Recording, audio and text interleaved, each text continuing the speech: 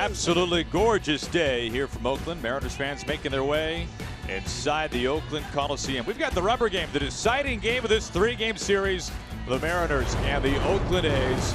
The Mariners a chance for a series win before hitting the skies and traveling on to Anaheim to begin a four-game series against the Angels once this one wraps up here today. But before then, Mike, how about we take a look at Scott Servais' starting lineup? Then we'll take a look at the difference in the game last night. It was Robinson Cano. Robinson Cano with a two-run home run last night, his 26th on the year.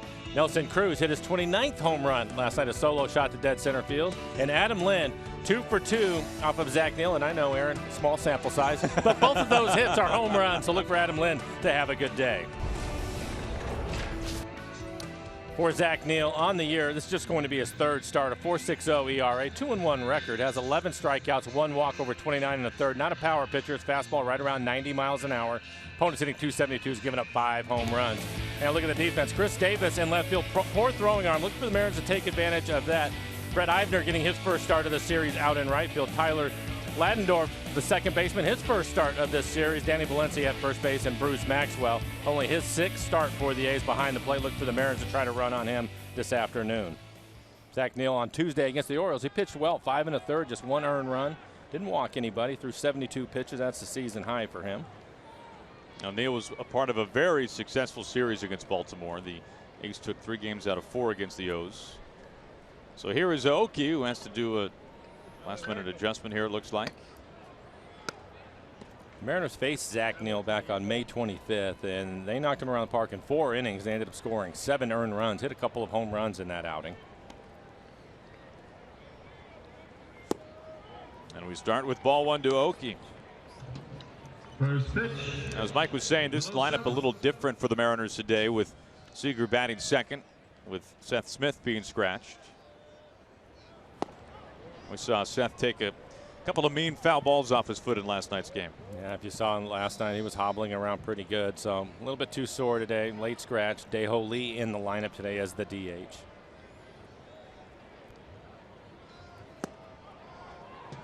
Aoki goes around 2-1. Well,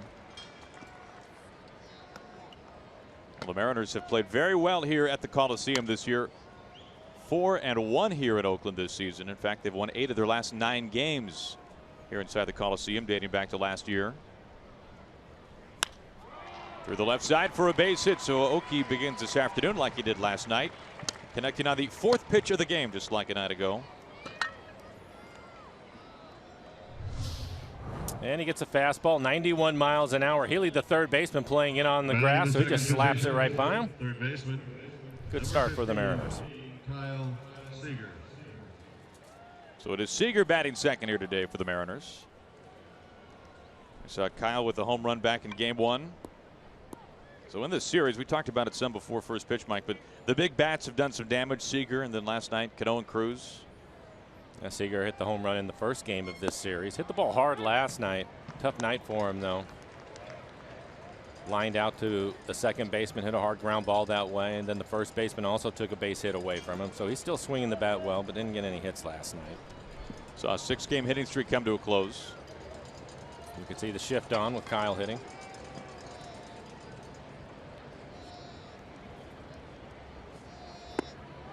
Thought it was interesting after Seth Smith was scratched, who was originally hitting second and the DH in the lineup, to see Kyle moved up to hitting second. We haven't seen him in that spot in quite a while. Typically, Kyle this year will hit 5th against righties and 6th against the lefties, but back in hitting second.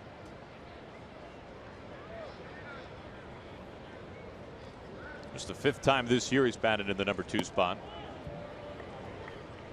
2 balls and a strike to Seager. Again for Zach Neal, fastball right around 90 miles an hour. Slider, changeup. His slider has been his best off-speed pitch. Now Neal, a 27-year-old rookie born in South Carolina, went to college in Norman, Oklahoma. Pitched for the Sooners. Healy into shallow left, the third baseman with a tricky angle, and is able to make the catch.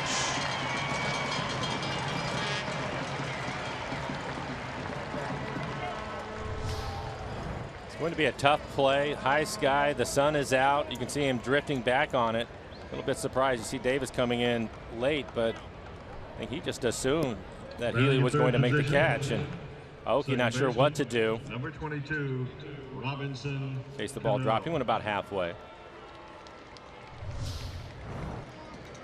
1 out, 1 on. It brings in Cano. That can be tough sometimes. Healy actually did Aoki a favor by spinning right away on the ground and tossing the ball back in, because at that angle, sometimes you can't tell if he actually caught it or if it's laying on the ground. That's a good point. Cano now 26 home runs on the season. As he lifts this harmlessly into right field. Eibner getting the start in right field today for the A's. 2 outs.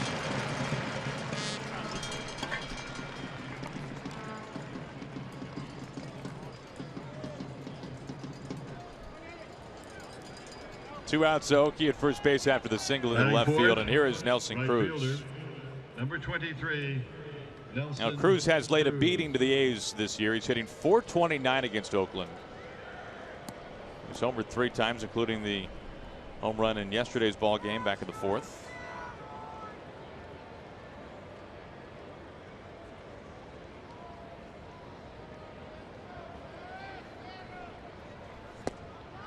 And he looks at strike 1.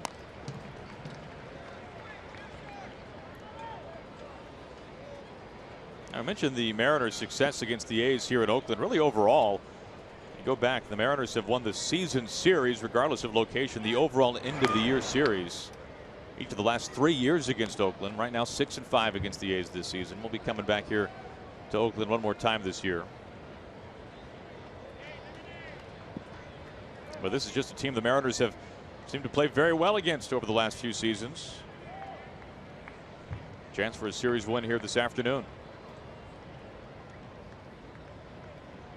It's hard to say how important games are going to be. You mentioned that they come back here, but they also finish at home against them. And with the way the A's season has gone, who knows what that team is going to look like and how many September call-ups they're going to have and are going to play. You just look at this A's team today. Maxwell behind home, Ladendorf at second, Eibner in right, Smolinski, who's had a productive season for Bob Melvin this year. Healy at third. Right, Healy. 0-2. Vogt out of the lineup today. He's the most recognizable, really, in many ways. But for Bob Melvin, this has been a roster this year that, well, he's lost some names because of the deadline. Rich Hill onto the Dodgers after having some blister issues here for the A's, but overall was just fantastic. Josh Reddick in that deal as well, going to Los Angeles. Of the throw to first base. I mean, you look at their lineup, for example, today. Valencia has been solid this year, although he's been hurt some. But you have Chris Davis. He's a bright spot, 29 home runs, so he'll probably hit 30 plus by the time this is done. And I think Simeon, he's a star in the making. Really, you think that highly? I do. I think that he will be. I don't know that he will always be a shortstop, but he's a tremendous athlete. He runs well. We talked about it already. The struggles he had at shortstop last year, he's improved, cut his errors in half. But you look at him offensively, and he's had a good series against the Mariners. 242, I think he'll improve on that, but 23 home runs. He leads all active shortstops in home runs, so he's got a lot of pop. Cruz down swinging, and Aoki stranded at first base. So Neal works around a leadoff single. We make our way to the bottom of the first. Wade LeBlanc will take them out for the Mariners.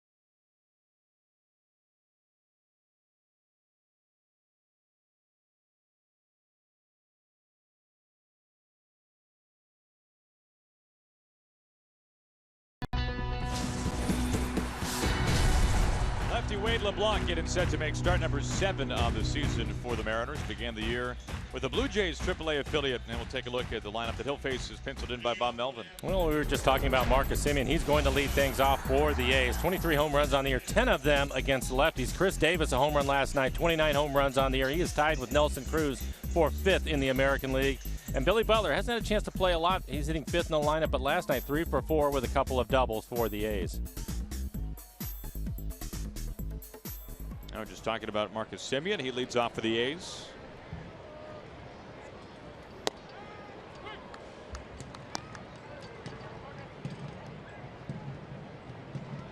We'll take a look at the numbers for Wade LeBlanc. 1-0 record, a 4.71 ERA, 25 strikeouts over 8 walks. Opponents hitting .274 against him.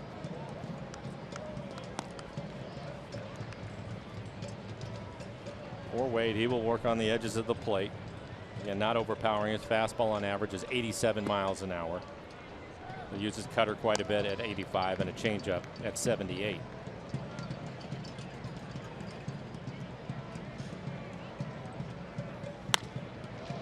Stung the opposite way, but foul. 2-2.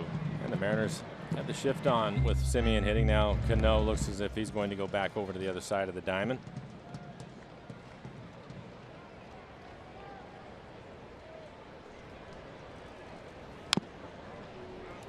Just watching Cano over the course of these first 5 pitches from LeBlanc. Mike, we need to have a Cano count, because I don't know if there's another player who moves as much over the course of every at-bat as Cano. Really, whether he starts on the right side, swings over to the third base side, and then shifts a little bit back the other way, depending on the count and the hitter. This is hooking into the corner and a fair ball. Aoki plays it off the fence, and Semien, with 2 strikes against him, gets aboard with a double. Yeah, I think you're right. Most of the time it will be because of the count. Take a look at the defense for the Mariners. Nelson Cruz spent most of his time as the DH, but he's going to get a start in right field. Sean O'Malley giving Marte the day off. He is your shortstop. Mike Zunino did not play last night. He is back behind the dish this afternoon. And the last start for Wade LeBlanc, threw 89 pitches. That's about his limit. No decision against the Tigers. A very good club. 5 innings, 10 hits, 4 earned runs in that one. He did have 3 walks. He wants to stay away from the walks this afternoon. That was the 15-inning walk-off win the last time out for LeBlanc.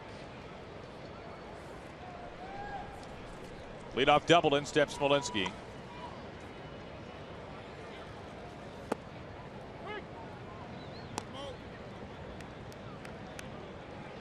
We're talking about Smolinski briefly in the top of this first inning. Far from a household name, but having a productive season for the A's, batting over .280.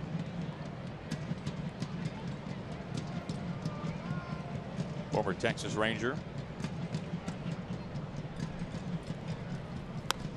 Off the hands, 0-2. It's a good cut fastball in on his hands.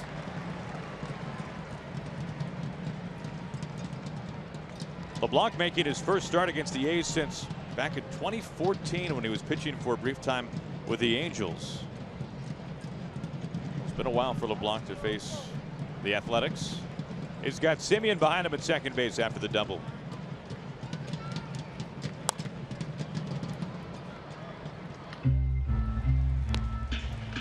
Now for the A's here today, they wrap up what has been a very lengthy 10-game homestand. It began with the Cubs and then the Orioles, finishing off with the Mariners. 4-5 for the A's on this homestand. They were swept in 3 games by the Cubs, and then had a good showing against Baltimore, taking 3 out of 4.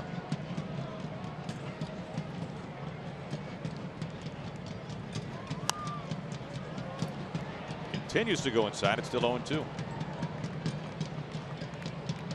See Smolinski using a little bit of an inside-out swing. He's trying to hit the ball the other way.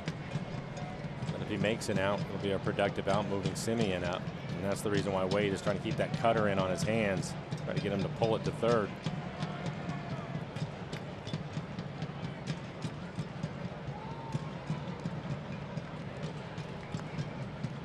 It was Joe Wheeland who started game 1, making his Mariners debut. Iwakuma in last night's game, and now LeBlanc here today.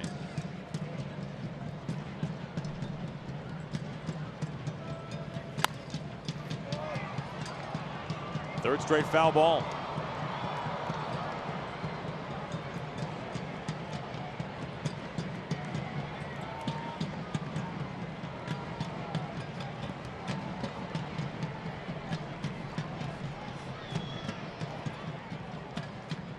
Valencia on deck, and then Chris Davis as LeBlanc's trying to work around a leadoff double. O'Malley, a low backhand, plants, and a strong throw for round number one to keep Semien put at second. Good play by Sean O'Malley. Again, Marte gets the afternoon off, but the ball was hit firmly to his backhand, sets his feet, and a strong throw across the diamond. Danny Valencia. I like the pitch. Wade LeBlanc throwing the changeup, getting him to pull the ball, so Semien will have to stay at second base. That brings in Danny Valencia, who today gets to start at first. He's batting third. Valencia having some very strong numbers this year against lefties. He's hitting over 340 against southpaws.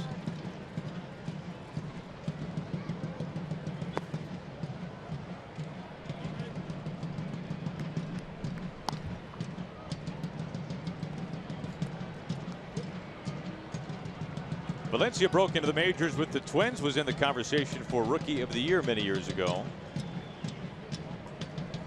Played his college ball in Miami.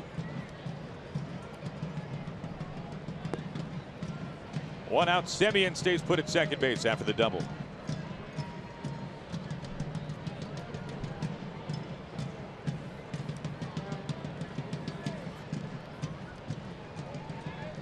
The A's have had their struggles this year offensively. They are 12th in average, 12th in runs scored, 11th in home runs, dead last in on-base percentage. They have swung the bat pretty well with runners in scoring position, although they've been limited in those opportunities. Hitting .273 as a team, runners in scoring position. And we touched on this back in game one, but since that wild card loss to Kansas City back in 2014, only the Padres and the Phillies have a lower on-base percentage over the last 2 years than the A's, which is just staggering to think about. But then you consider all the turnover that they've had on their roster. Maybe that plays a large part. Broken bat, a little flare. Cano is able to make the catch. Semien safe at second, but Cano had a long way to go for it. And early on here today, our Big Fish Casino big catch. Robbie flashing some leather. They were expecting Valencia to pull the ball. It was a cutter inside. It jammed him badly, and that's the reason why I hit the little pop-up to the right side. So Cano having to cover some ground, trying to double up Semien at second base.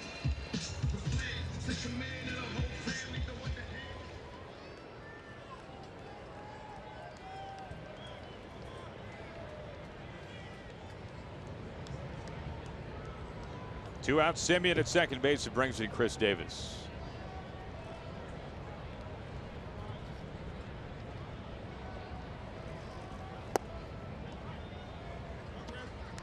Now Davis now a home run shy of number 30 on the season.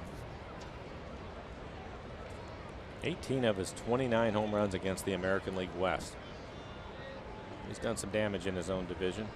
He's homered in back-to-back games.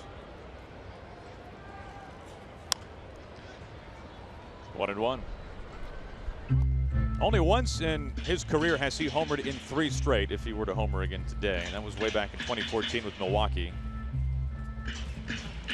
But when he gets hot, those home runs tend to come in bunches. This is the 7th time this year that he has homered in back-to-back games.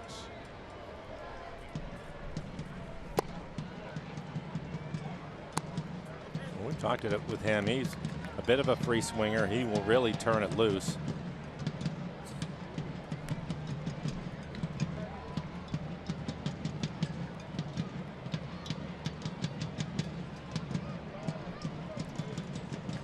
The 2-1. On the ground to Cano. Easier play this time. And with that, Wade LeBlanc is able to work around a leadoff double. He retires Valencia and Davis in order.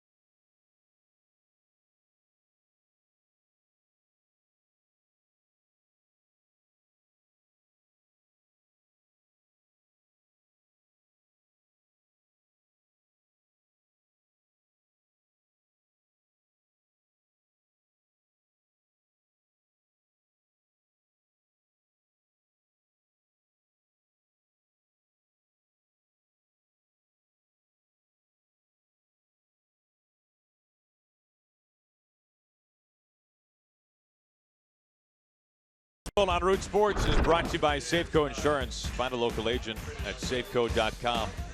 By your local Ford stores. And by the Emerald Queen Casino. Spend the night with Alice Cooper October 20th. Tickets at emeraldqueen.com. Well, happy you can join us on a very beautiful Sunday afternoon here from the Bay Area. Mariners and the Oakland Athletics scoreless as we move to the top of the second. We'll begin with Adam Lind.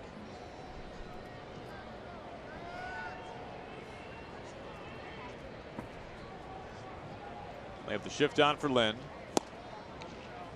Mike, I think it's probably worth repeating what you mentioned about Lind versus Neal earlier in the broadcast. 2 for 2. Small sample size, Aaron. But both of his hits are home runs. 1-1.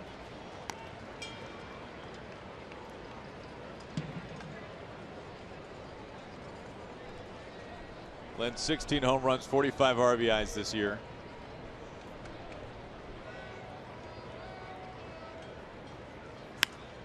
Fights this off foul. And how about that catch from Lind in the 9th inning last night, Mike? We mention it every time we come to Oakland, and there's a lot of foul territory here. There was a pop-up in the 9th inning that was over towards the stands, really towards the mounds, the bullpen mounds of the Mariners, and Adam was able to run it down last second, throwing his glove out there. Wow. 3 for 3. 3 home runs for Lind against Neal. Absolutely punished.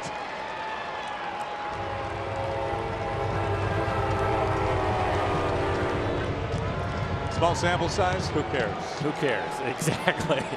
And there wasn't anything cheap about that one either. Well back into the stands, up into the second deck. 91-mile-an-hour fastball.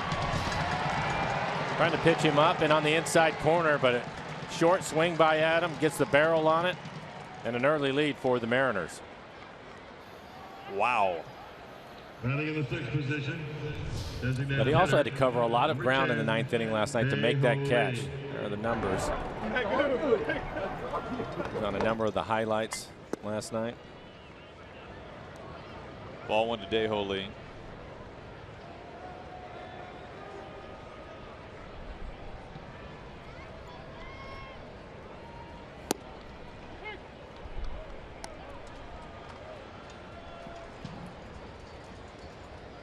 One ball and 1 strike to Dae-Ho. As the Mariners are on the board first here this afternoon.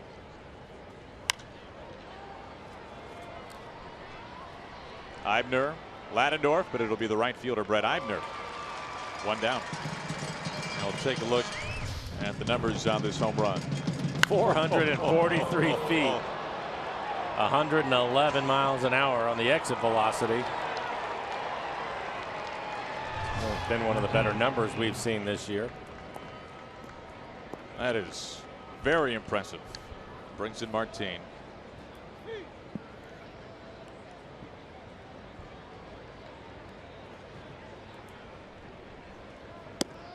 Now, Mike, as a hitter, for Adam, he only has 2 at-bats, as we mentioned, against Neal coming in.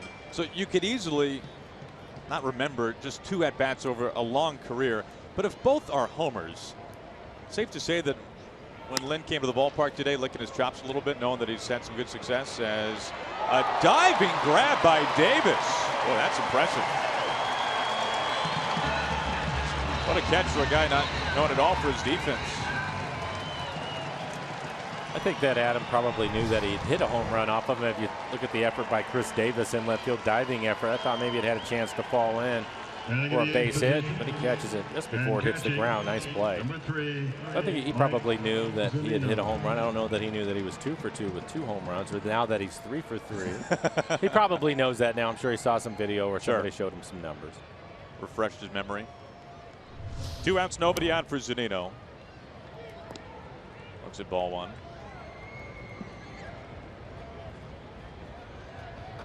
Mike had last night off. Iannetta got the start.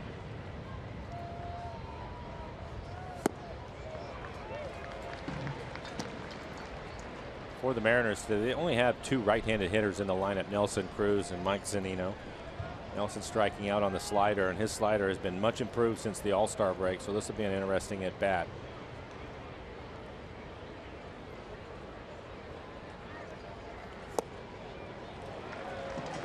Time of the heater, 1-2. A couple of fastballs trying to hit the inside corner. Has some sink to it.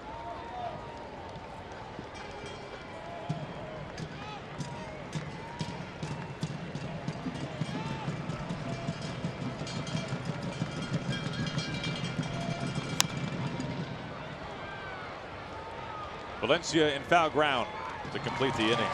But Adam Lind, 443 feet later, a long-distance souvenir. The Mariners have a 1-0 lead.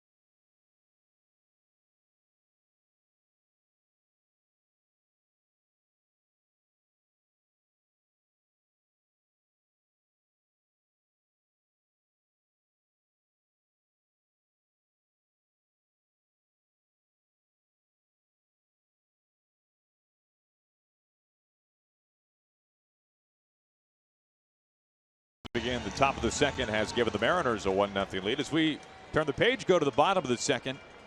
And how about this revival of Billy Butler lately, Mike? We saw him a big game yesterday, a couple of doubles. This was a guy who was one of the most seldom used players on any roster in the league when we last saw the A's. Well, I think the last time that we saw them, he was hitting right around 200. Had 3 hits last night, raising his average to 293. Still just only the 4 home runs on the year. 1 ball and 1 strike to Butler, the former first-round draft pick of the Royals.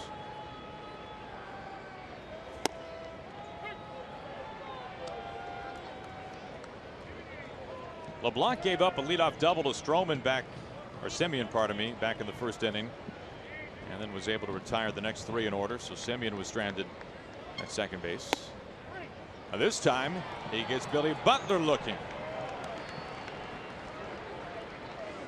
Nice way to start off the bottom of the second. Take a look at our Delta Airlines keep climbing standings. We focus in on the wild card race. A couple of teams have already gone final from earlier today. The Red Sox, a 16-2 win over the Diamondbacks. So Boston winning already today, as the Mariners still trying to catch the Tigers, trailing Detroit by a half game. And the Astros falling earlier today against Marcus Stroman and the Blue Jays, 9-2 that final. There is Healy, the former Oregon Duck. Boy, a moment on that Red Sox Diamondbacks game. Zach Greinke chased in the second, an inning and 2/3. 9 earned runs. Okie looking, and we're tied.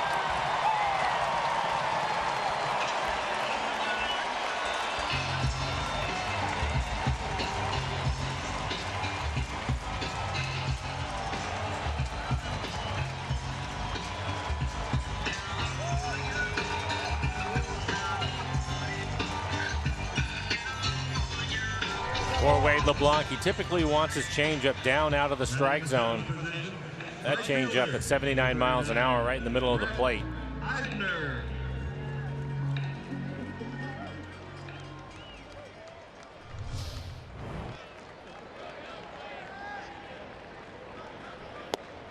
Strike one to Eibner. Again, here's the changeup. It's above the knees. 5th home run on the year for Healy.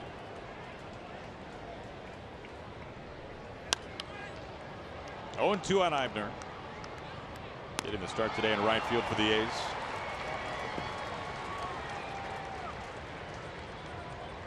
But at the expense of Zach Greinke in that game of the Diamondbacks and the Red Sox, Mookie Betts 3 homers and 8 RBIs for Boston. Their offense is not taking a day off on a Sunday. 2 outs. Got Butler with the fastball. Same story for Eibner. 2 outs, a run in here in the second. All Mariners Jedi should head to Safeco Field starting this Friday for Star Wars weekend, featuring events that include fireworks, post-game movie, and unique Taiwan Skywalker bobblehead. Fans are encouraged to dress in Star Wars attire all series long. For tickets and details, just visit mariners.com/Jedi. Ball 1 to Ladendorf.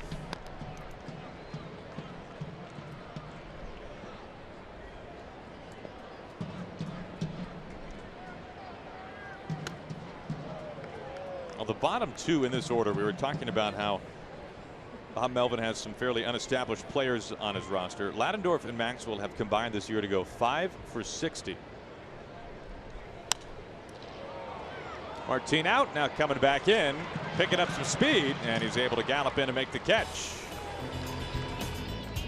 Ryan Healy out to left field, his 5th on the season, as even this game 1 apiece.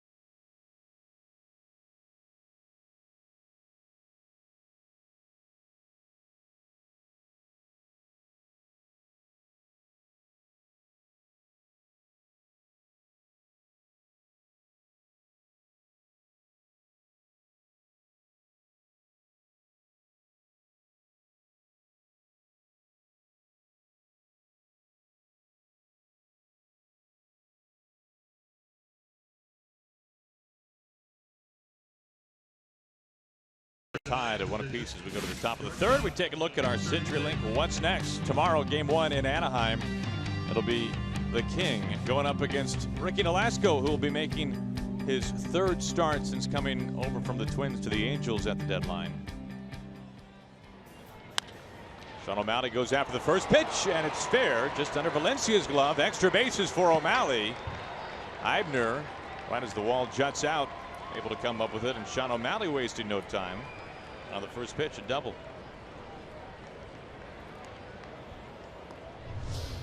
And O'Malley continues to play well. First pitch fastball at 90 miles an hour, hits it right over the bag at first. Valencia not able to glove it. And once it gets past him, it's an easy double for Sean O'Malley.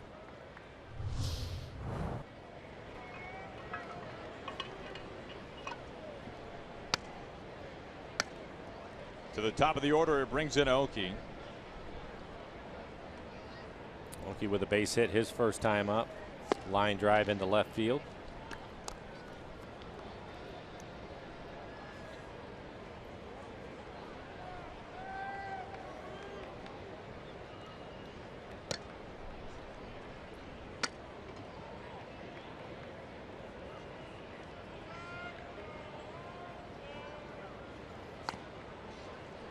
Check swing foul.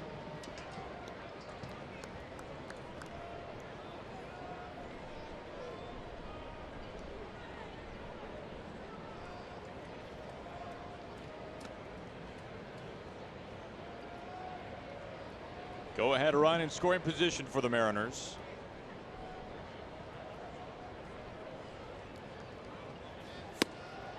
Benzoki back 2-1.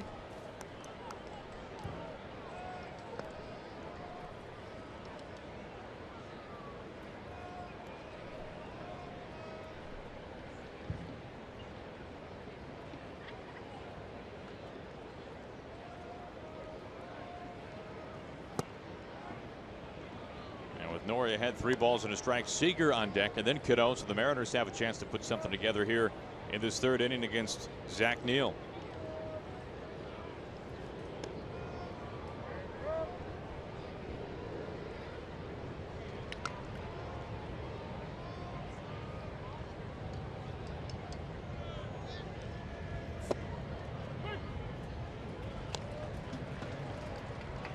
A little bit surprised with the runner at second base and Aoki hitting that the outfielders are playing so deep.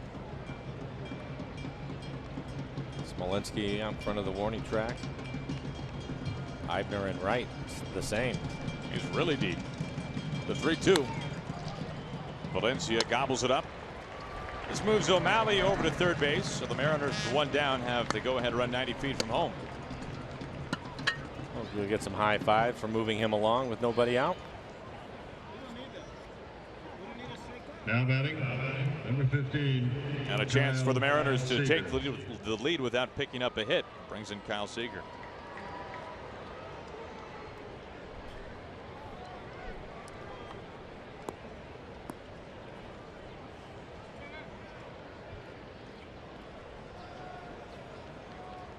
And the A's will bring their infield in.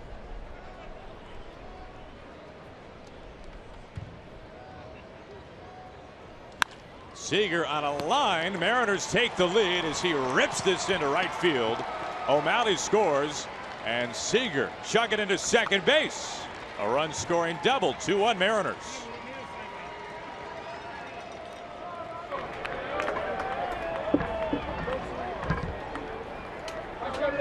Be on an off-speed pitch. Take a look at it. 83 miles an hour. That's a changeup. Kyle out in front of it, lines it down into the corner. Had a 6-game hitting streak snapped in last night's ball game, although he hit the ball hard, wasn't able to get a hit. He changes that quickly. Just like O'Malley swinging after the first pitch, both with doubles. And steps Robbie. He goes after the first pitch. And to center. Seager being waved in. Smolinski's throw is cut. And the Mariners add another run. Cano blistering a single, and it's now 3-1 Mariners.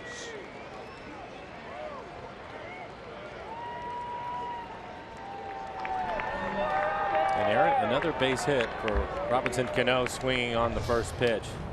Hit a home run in last night's ball game on the first pitch, and this isn't a bad pitch at all.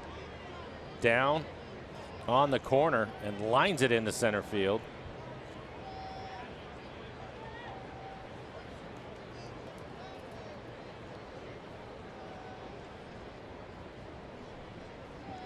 It's that time of the year, these day games after a night game. A little bit tough to get up off the ground. Well, for Cano, that home run last night was his 9th on the season when swinging at the first pitch. He's hitting well over 400. And the number just went up when swinging after the first pitch. There's Nelly. He goes after the first pitch as well. You know what's pretty interesting, and when you look at today at Seager, Cano, and Cruz, how consistent they have been. I was looking at the lineup after the scratch from Seth Smith, and Kyle was moved up to hit second. But Kyle with 22 home runs and 73 RBIs at the start of the game. Cano 26 home runs, 73 RBIs. And Nelson Cruz 29 home runs and 73 RBIs. They have just stayed with each other the entire year. Cano off to the fast start, but the three of them, the combination of the three of them, just continue to produce. It's been one of the best three-headed monsters in the game.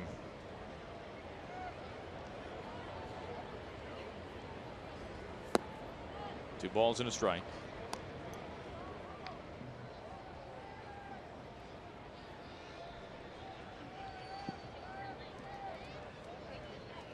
So 2 runs in here for the Mariners in the 3rd. 3 base hits. 2-2. And right now Nelson is getting a steady diet of sliders. If he gets the fastball, it's been in off the plate just to show it to him and trying to put him away with the slider down and away. That's exactly what Neal did to Nelson back in the first in the inning. Since the All-Star break, his slider has been easily his best pitch, and he's using it with Cruz hitting. The 2-2 on the ground, tight to the line. Healy is able to stop it, and Ladendorf can't hold on, safe, and he's safe at second. And Bob Melvin's going to come out, but I agree with this call. I don't think he ever controlled it at all. The play by Healy at third, wasn't able to get much on the throw.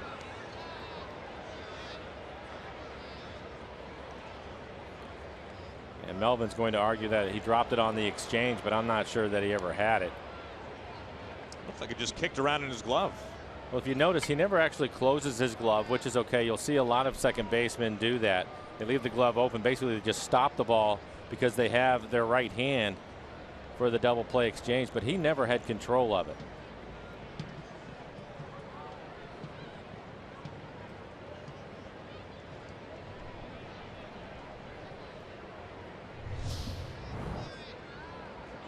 So you're saying, Mike, it'd be a different story if you actually saw that glove close and, Yeah, he held it. It definitely would.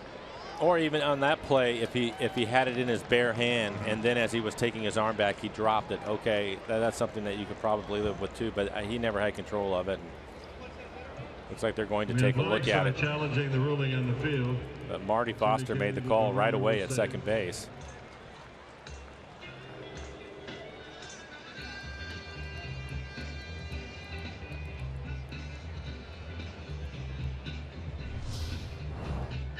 Another look at it.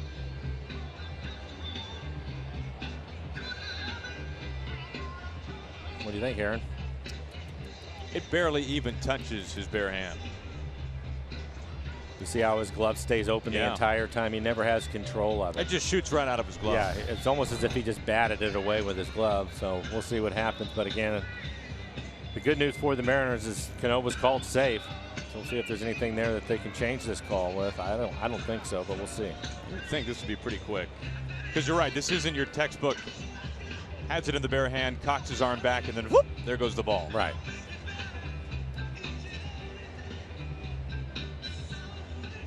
And Ladendorf never even had a clean grip on it, or any kind of grip.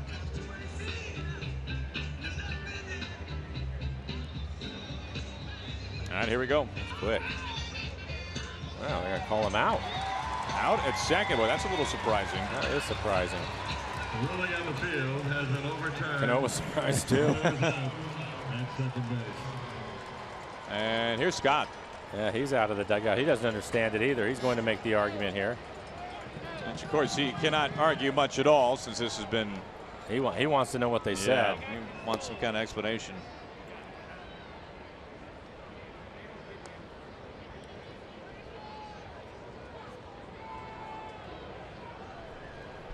Mark Wegner, the home plate umpire, explaining things. Pretty quick explanation. Yeah, again, he can't really argue it. Now batting, number 26, Adam Lind. So instead of 1 out and 2 on, now 2 outs and Cruz, the only man on the base paths at first base. It brings in Adam Lind. Well, can he go 4 for 4 with 4 home runs? Be a tall task. Lind with a 443-foot home run out to right field back in the second. I think Neal will just pitch him away the entire time. They have the shift on with Adam hitting. Outfielders playing straight up and deep. High the opposite way. This is ticketed towards the fans and a foul ball.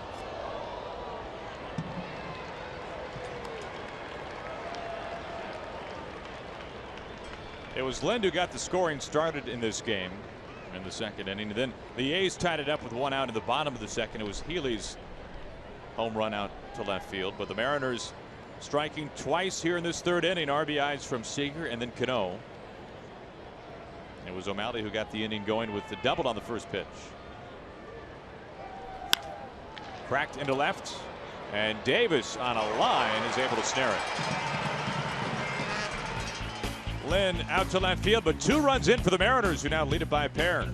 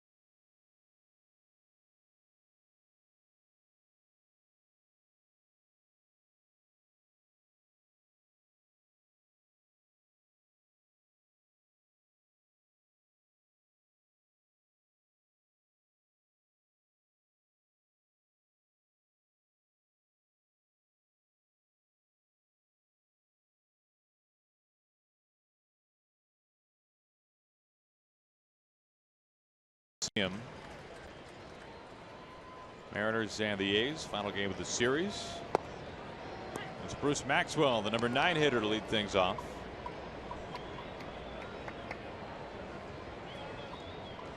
Maxwell getting the start behind home today for the A's.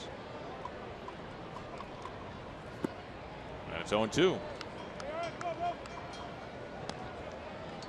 And the wild swing on the breaking ball. Wade probably the next couple pitches. I doubt he'll throw him a strike. See if he'll chase another one. You can see on the season only 17 at bats, 2 for 17. And a wild swing and a miss again. Dialed the curve down to 71 miles an hour. 3 strikeouts now for Wade LeBlanc. On the road traveling and want to watch your Mariners? Just subscribe to MLB.TV Premium for live or on-demand baseball on over 400 devices. Real-time highlights, live look-ins, pitch tracking, and more. Blackout and other restrictions apply. Visit Mariners.com for details.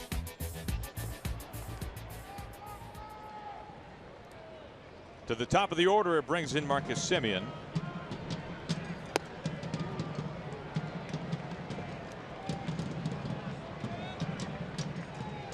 Semien growing up a Giants fan. Went to Cal and Berkeley, not far from here at the Coliseum. So many Bay Area roots.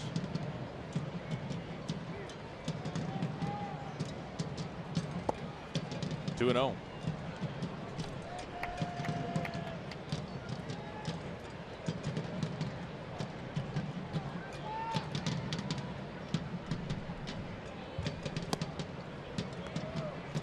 Semien had a really tough month of July, hit underneath 200, 191 in fact last month, but has rebounded well so far here in August, batting over 310. As the count evens up, or pardon me, now 3-1.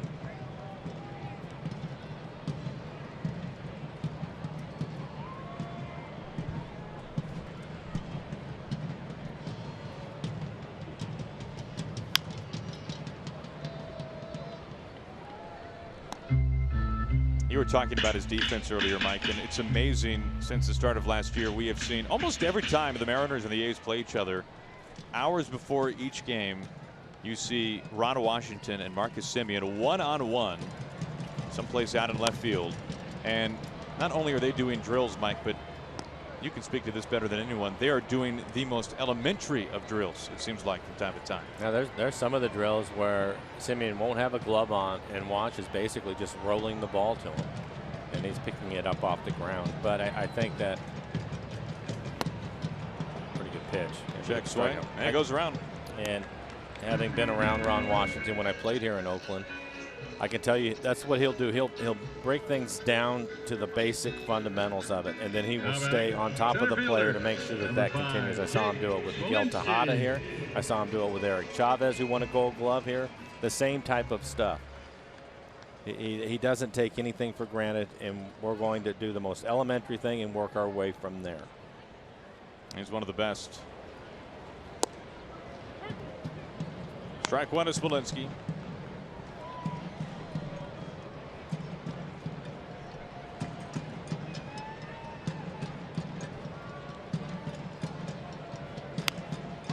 Soft pop-up off the hands. Everybody coming in towards the mound. Oh, my. Now Lynn makes the catch. It looks like he's all right. Maybe just needs a new pair of sunglasses. It was a block party behind home.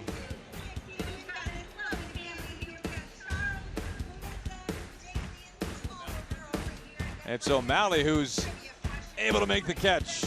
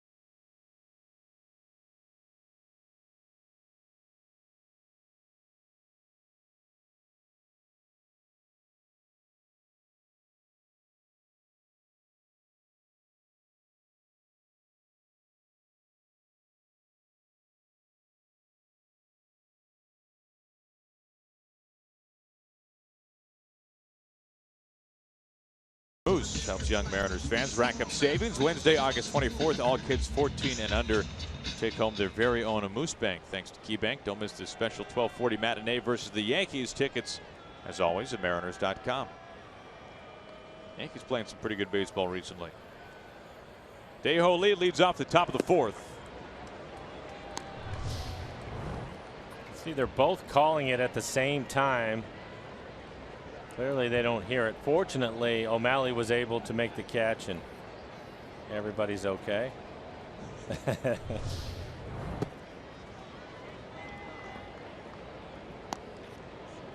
it looks like his sunglasses survived too. Win-win.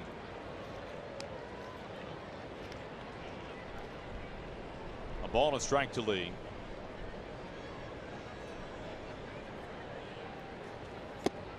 I think some people might find it surprising, Mike, in a situation like that where you're on the infield. It's not as if there's two outfielders and you're near the wall and you have a ton of fans maybe close to you, but really it's possible not to hear two guys screaming at the top of their lungs when they're going after a ball like that. When a ball is hit like that and everybody's running in, and they'll call it late because nobody's sure who's going to be able to get there in time. So there's nothing said early on, and as that ball is coming down and all the infielders are converging, the noise in the stadium starts to go up. And then last minute, if you and I were to call the ball at the same time, we would not hear each other calling it. Sure. Lee hit by the pitcher is Martin.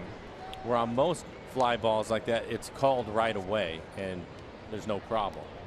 But when you have to wait because you're not sure if you're going to get there, sometimes you can say it at the same time and not hear it, because you could see them both calling for it at the same time when they were running in.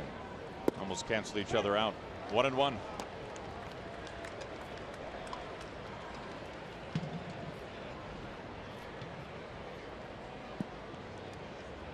Neal has not walked a batter, but he hits the leadoff man here in the fourth. This is rocking it out to right field. Eibner is able to keep his feet and make the catch. 1 out. Now, we were talking earlier about the Mariners' success when going after the first pitch. It has been very topical for this series, and these numbers reflect when Mariners hitters swing at the first pitch and put the ball in play. That is the key here. So in other words, not swinging and missing. But the Mariners, Mike, the best average when swinging at the first pitch and putting it in play, nearly just over 380. And you can see among the best home runs, slugging. First 2 games of this series. 5 of the 7 runs coming when swinging after the first pitch. Double play ball will end the inning, and it wipes away that leadoff hit batter. So Zunino grounds to the double play, and the side for the first time is sat down in order.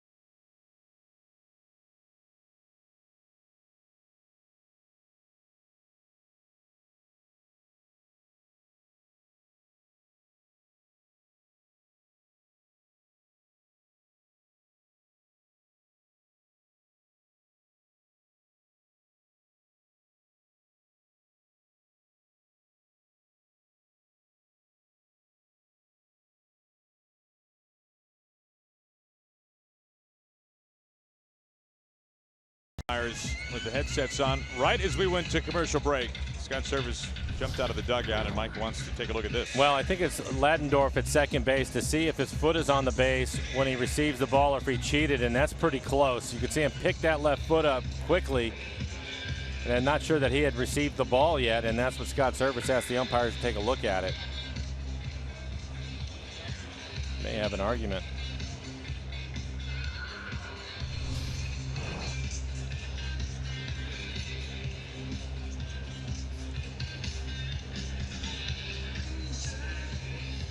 That was very close.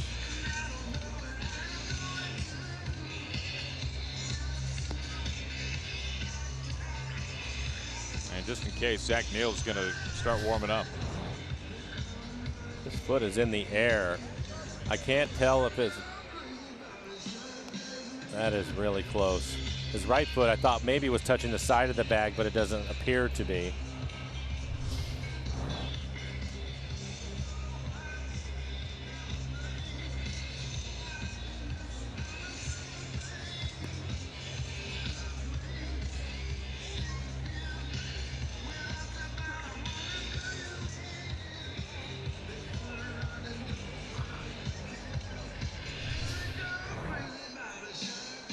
This time, watch his right foot, his toe. Does it graze the bag? He still's got the ball. He might have just nicked it while still holding onto the ball. If he did, then it's okay.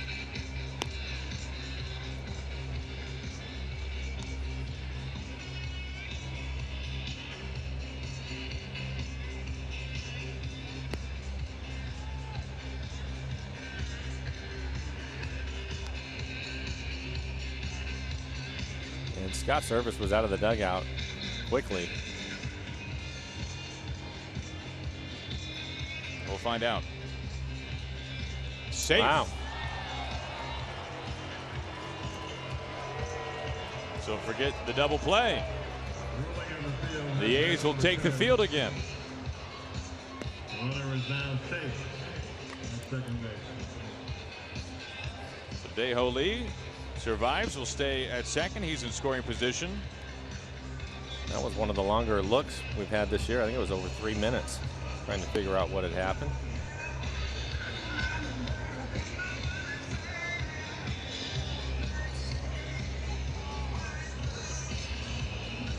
I've thought about this from time to time, Mike, because we see replay kind of evolve. And Major League Baseball said from day one that this will be something that will have little tweaks to it over the course of time. It was just so experimental at first, but you wonder if at some point there will be some type of time limit to the instant replay. I think managers would probably have a beef with that come late in the season, especially when maybe every game really counts. But you would think if you can't get it figured out in 4 minutes. The point of the replay, though, is to get the play right, and sometimes it's going to take longer. For sure. For baseball and for Commissioner Rob Manfred, there's almost a conflict going on when you're hoping for increased pace of play. Yes, there is. And this year games have been slower than last year. On the first pitch, O'Malley up the middle, as here comes Dae-Ho Lee turning around third, and Dae-Ho slides a kick save at home, and the Mariners get another run. It's 4-1 Mariners. O'Malley has seen 2 pitches. He has 2 hits, and he drives in a run. Turns out to be a huge play. Good thing Scott Servais came out of the dugout and had him take a look at it. And O'Malley right back up the middle. He's now 2 for 2. Picks up an RBI, and he scored a run.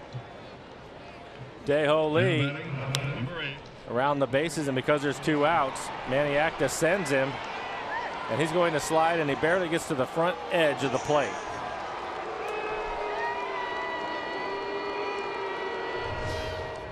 Now, there are a few things more poetic in this game than seeing Dae-Ho Lee rounding third with a full head of steam.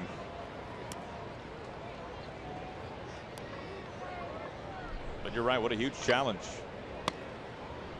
And it's interesting just showing the graphic on the first pitch swinging that the Mariners have done, and it pays off right there with O'Malley. He's helped that average. Here's another look at the slide by Dae-Ho Lee. Most of the time you'll see the runner slide through home plate, but still counts. He gets to the front corner. Look at the guys. They're excited about it.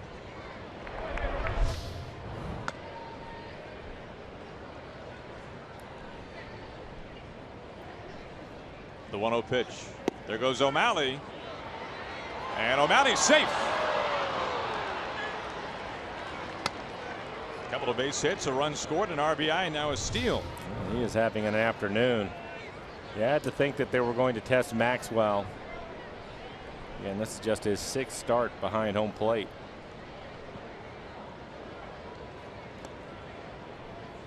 And the Mariners are 3 for 4 with runners in scoring position. Came into the game as a team hitting .257.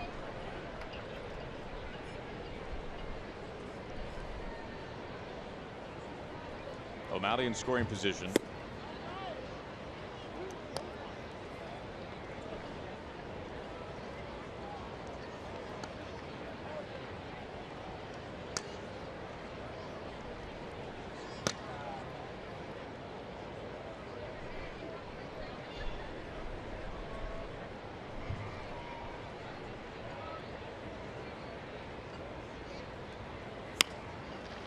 Squibber off the hands, Healy on the grass, and that completes the inning.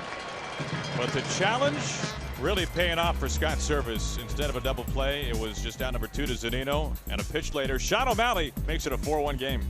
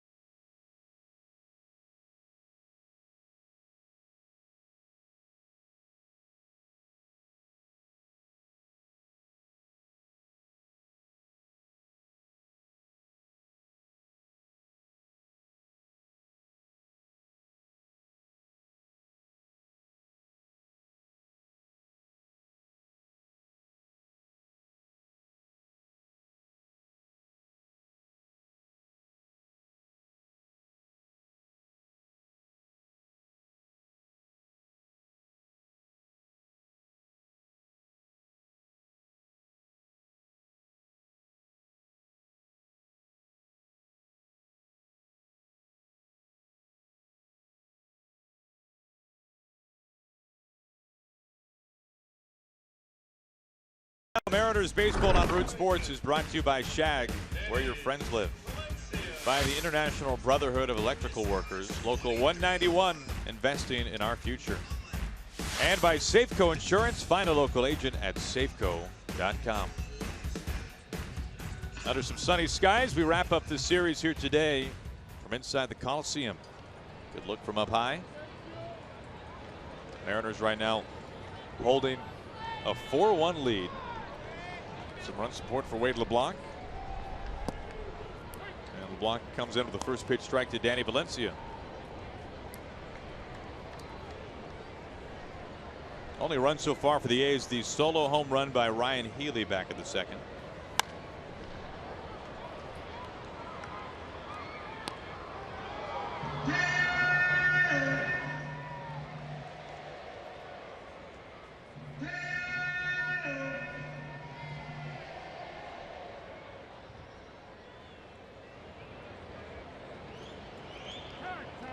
Time is called right as LeBlanc about to go into his windup. So far, Wade, just the one mistake with the changeup, but through the first 3 innings, throwing a lot of strikes, which is what you want to do against the A's. 45 pitches, 34 strikes. Missing with that changeup. Well, the Mariners this month have been one of the best pitching staffs in baseball. A 2.74 earned run average. Only the Cubs a lower mark. We've seen the bullpen come up huge for the Mariners already on this road trip. But Mel Stottlemyre Jr. has to be awfully pleased with what his pitchers have done, especially since the calendar turned over to August. Well, I think the thing that you have to like is that the starters are starting to pitch deeper into the games, which is helping the bullpen and really helping Scott Servais manage the pen as Valencia goes down swinging. Pretty wild hack. Strikeout number 5 from LeBlanc. And a changeup. Now batting left fielder, number 2, Chris Davis. On the changeup, he would like this pitch down in the zone. Leaves it up, but it's off the plate away to get Valencia to chase it.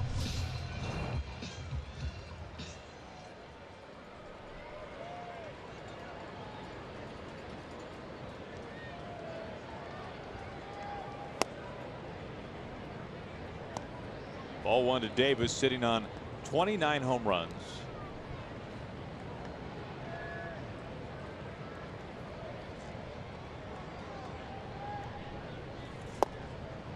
Davis is in the midst of putting together a season that is, as he goes around, somewhat of a statistical oddity.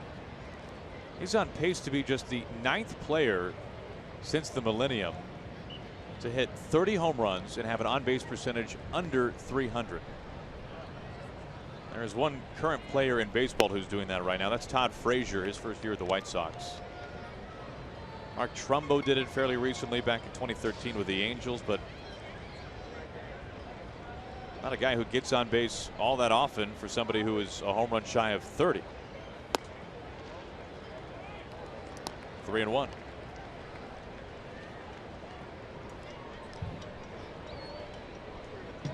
But he can be devastating. Home runs in each of the first 2 games as Billy Butler waits on deck.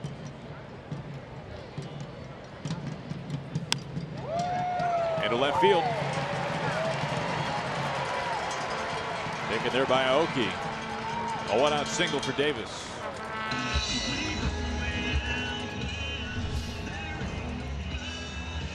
Third hit in the game for the A's, and for Wade, falling behind 3-1, an aggressive swing. Looked like a cut fastball, trying to get it on his hands. Wasn't able to do that. Solid line drive base hit in the left.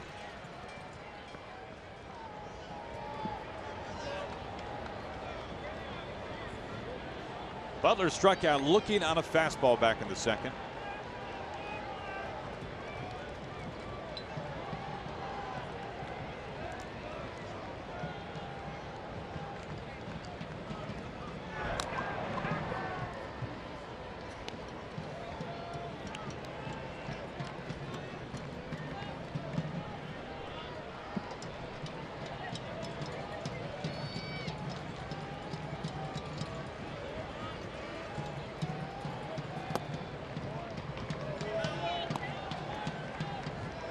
That was right there, borderline pitch, but ruled a ball. Yeah, well located changeup that he didn't get the call on.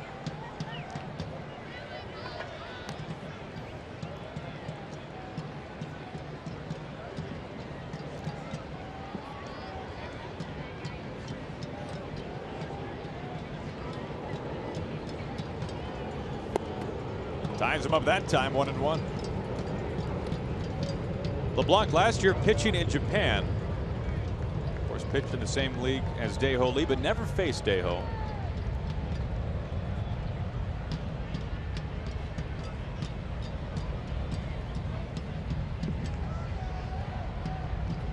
Davis the single into left field, leads at first, 1 out. Mariners by 3.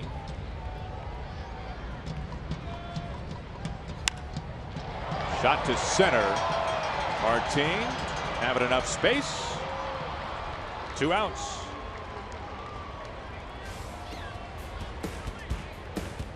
Well, be sure to stick around after the game for Mariners postgame presented by Delta Airlines. Angie and Bill back at the Ford Sports Desk. Brad will be down at the clubhouse as we'll hear from many of the usual suspects. Robinson Cano, also manager Scott Service. Pretty good chance we hear from Sean O'Malley as well. Sean's having a heck of a ball game. 2 base hits, a run scored, an RBI. A stolen base as well. Nice defensive play, backhanded play early in the ball game. Yeah, right in the first inning. Here's Healy, but first to move to first base.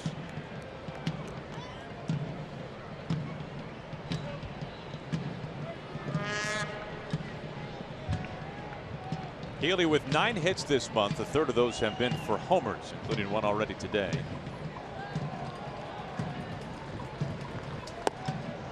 And he stares at strike 1.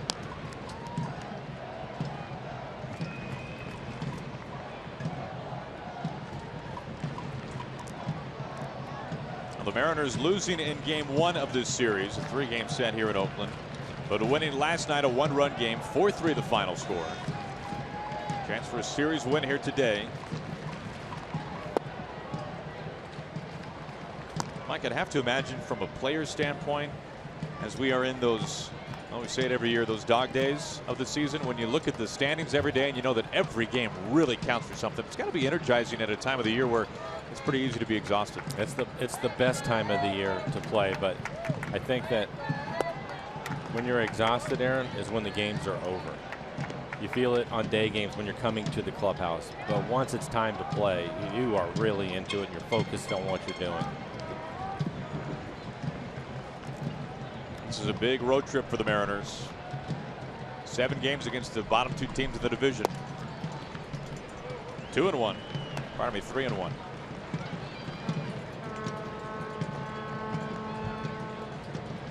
Eibner on deck. 2 outs, Davis at first base.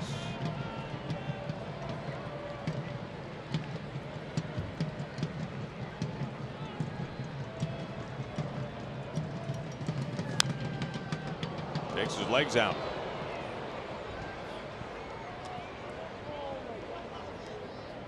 I don't know if it's just my imagination, Aaron, but it seems that this year we've seen more of this. Every game we see 2, maybe 3 guys end up on the ground fouling pitches off of their legs or their feet. One of the reasons why Seth Smith isn't in the lineup today. Now Cruz had just a brutal run of it for a while. Yeah, he missed time, had to come out of the game. And most of the guys wear that shin guard, but if there's if there's an open spot, it seems that that's where the ball is going to go.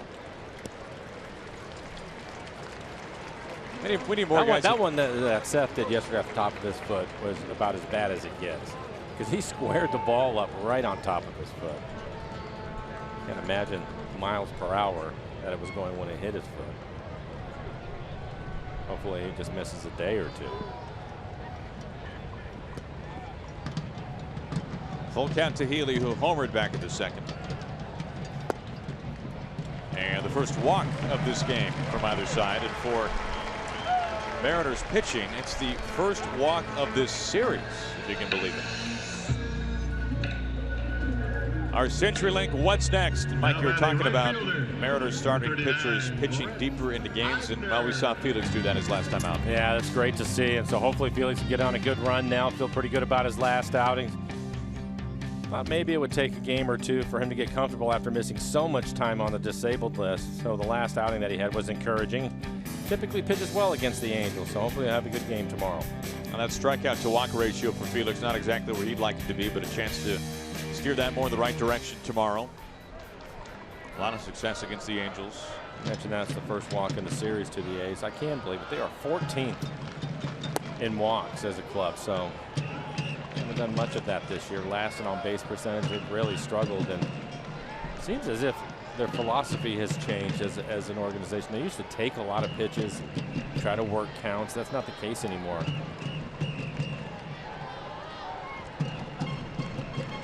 The 0-1 to Eibner. Well, talk about approach changing. One thing that will forever baffle me, Mike, when thinking about the A's the last couple of seasons, trading Donaldson, a player that they had multiple years of control, and giving a 3-year very lucrative deal to Billy Butler, who was limited to one position, and that is a DH. It flew in the face of everything that you think about with the Oakland A's. Low cost, player control. Yeah, neither situation has worked out for him. No. Donaldson, not close. An MVP, and Billy Butler isn't even in the lineup every day. And if not for a recent hot streak, would be just a complete afterthought when thinking about the A's.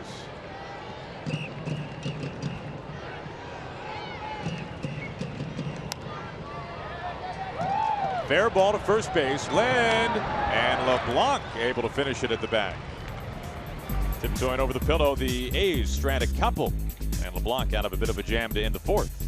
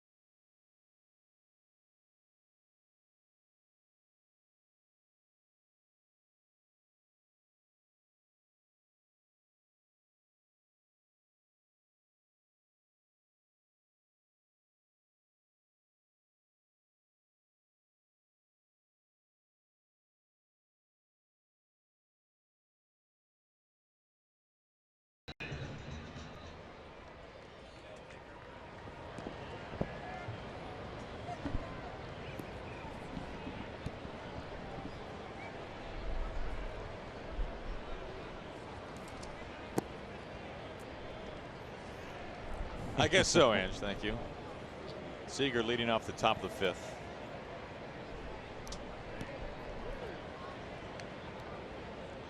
Activity inside the A's bullpen, as Neal is not even to 60 pitches yet. Kyle 1 for 2, had a double. He now has 30 doubles on the year. Picked up an RBI and scored a run.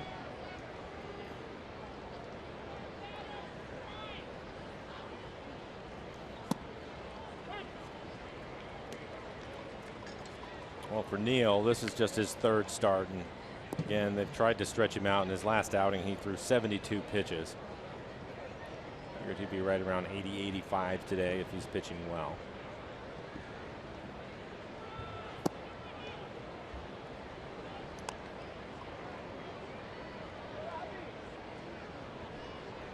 Ruled ball 3-1 to Seager, leading off the top of the fifth. Cano and Cruz to follow.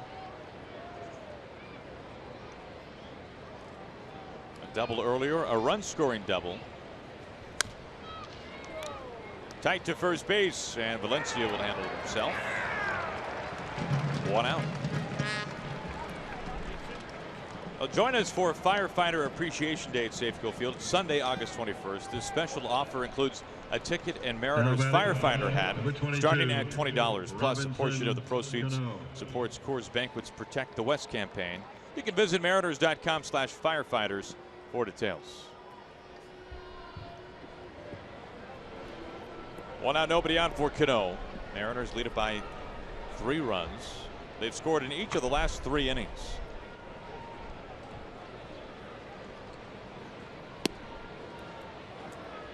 I don't think we've seen him bunt for a hit this year.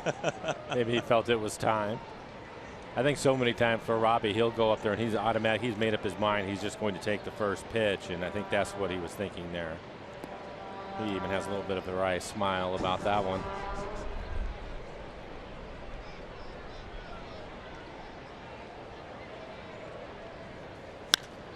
This is shot to left. Davis nearing the wall, and he's able to make the catch. Cano, some opposite field fly ball out to left.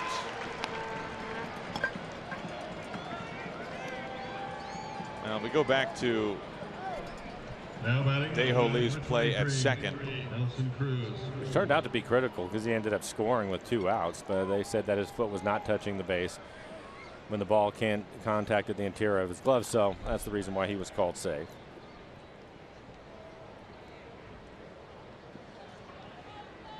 Two outs for Cruz. Nelson on the first pitch into center field. And Cruz, his first hit comes with 2 outs. On the first pitch. And we've seen O'Malley do that twice. Seager, Cano, and now Cruz. Well, I think for Nelson, he didn't want to deal with the slider anymore, so he gets the first pitch fastball in the inside corner and lines it into center field. Kurt Young, the pitching coach, is out to the mound. Nobody throwing in the bullpen right now. You know, Mike, in last night's game, it was the A's that had their leadoff man on, it seemed like basically every inning.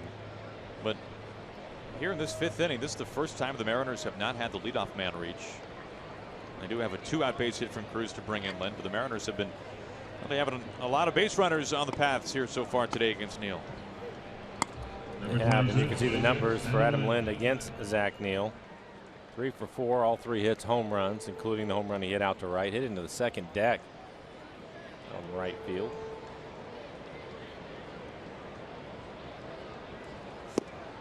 Looking at ball 1. In his last at bat, they pitched him away, and he hit a line drive. It was about head high all the way to the left fielder Davis for an out.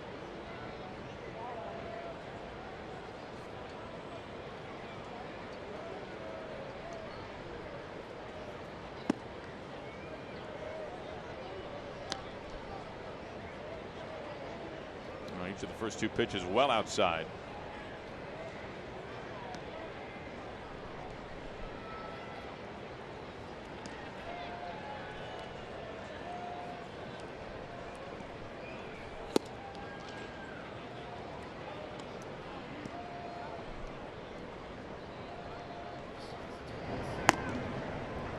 Coulombe warming up in the bullpen. We have not seen him in this series, although we have seen him warm up a number of times. Just has not been used.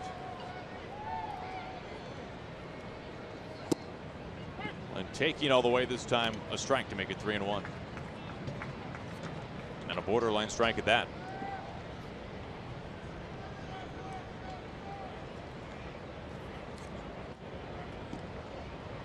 Shift is on for Lind with 2 outs and Cruz at first base.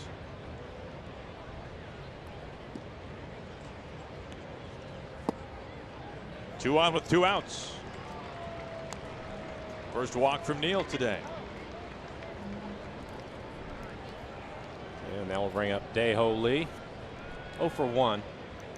Flew out to right, was hit by a pitch, and eventually scored. This copyrighted telecast is presented by authority of the Seattle Mariners and may not be reproduced or retransmitted in any form. The accounts and descriptions of this game may not be disseminated without the express written consent of the Seattle Mariners. Mariners are 3 for 5 with runners in scoring position this afternoon. Cruz at second, Lind at first.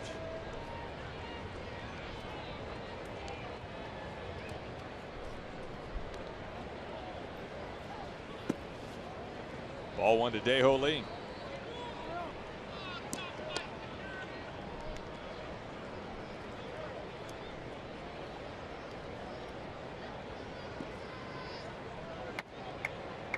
Now with Coulombe warming and Martin due up next, let me get the sense that this will be the last batter for Neal. A hard chop to Semien. Will flip it to Ladendorf instead of taking it himself, and that ends the top of the 5th. 2 runners left. We go to the home half. Mariners leading 4-1.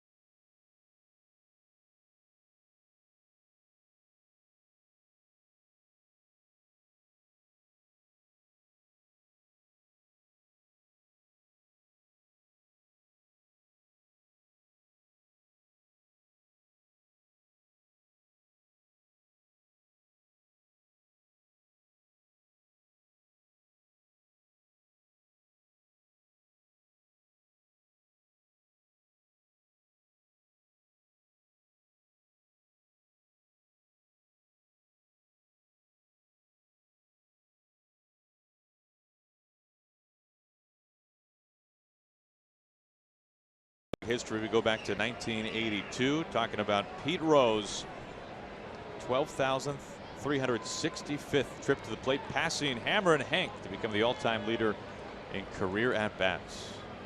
Pete Rose being elected to the Reds Hall of Fame earlier this year. There's Ladendorf leading off the bottom of the 5th inning. Mariners by 3 runs.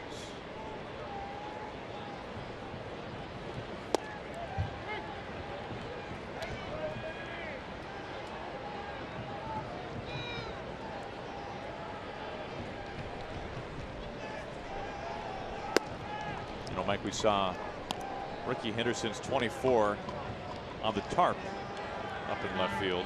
You were a teammate with Rickey. Yeah, right here in Oakland. What do you got? What's the best arable Rickey Henderson story? Out to right, and an easy play for Cruz.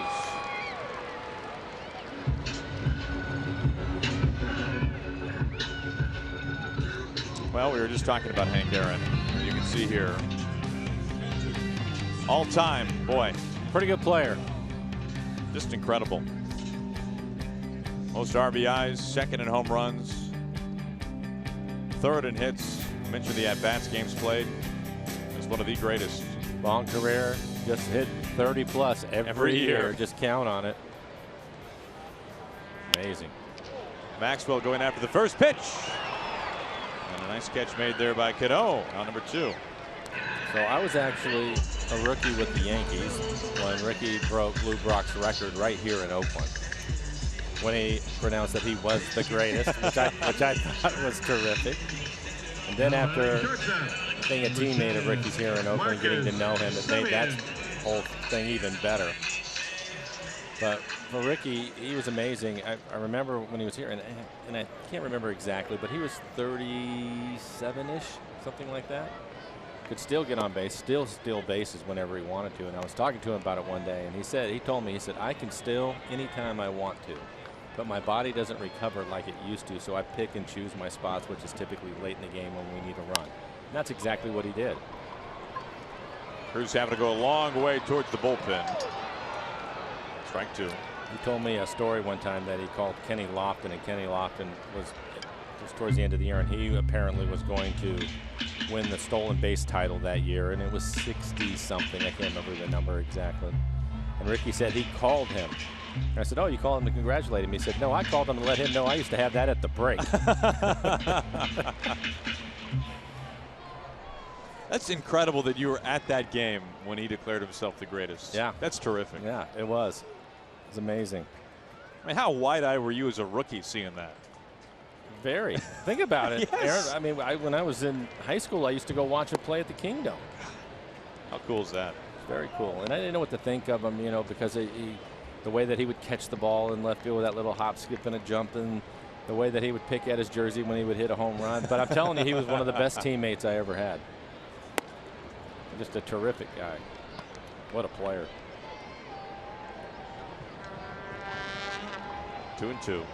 Well, we saw Ricky over the weekend, a former Mariner. We saw him when Griffey's number was retired, and the ending of Griffey's speech was just fantastic with a nod saying that he is now the greatest, or at least on that day. Semien down swinging, and the side retired in order for the second time.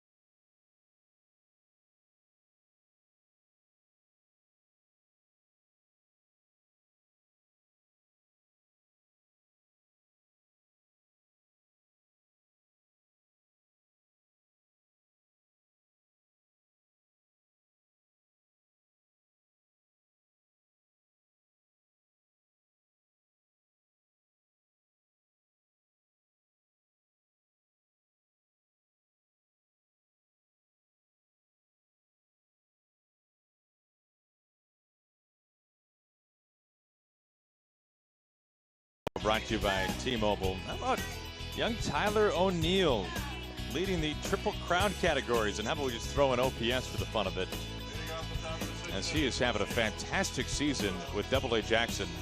Over 300 average, 21 bombs, close to 90 ribbies. Now, last look, Mike, you really had cut down on the strikeouts. That was a problem for O'Neill last year. Clearly a power hitter. So good to see that. Good progress down in the system. You know what I liked about him, having a chance to watch him in spring training this year, is he carried himself as if he belonged there. He appears to be a confident young man. Yes. Speaking about the minor leagues, did you see what happened with Bakersfield last night? I did not.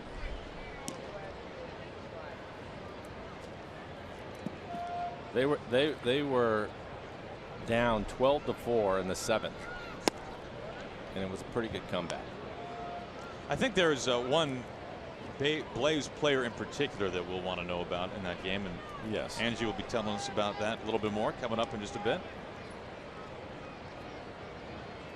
The 1-1. Chop off the plate, and an easy play for Valencia. That looked like it was foul. Well, that's what Martine's saying. And now Scott Service is out of the dugout. Scott's made a few cameos so far today.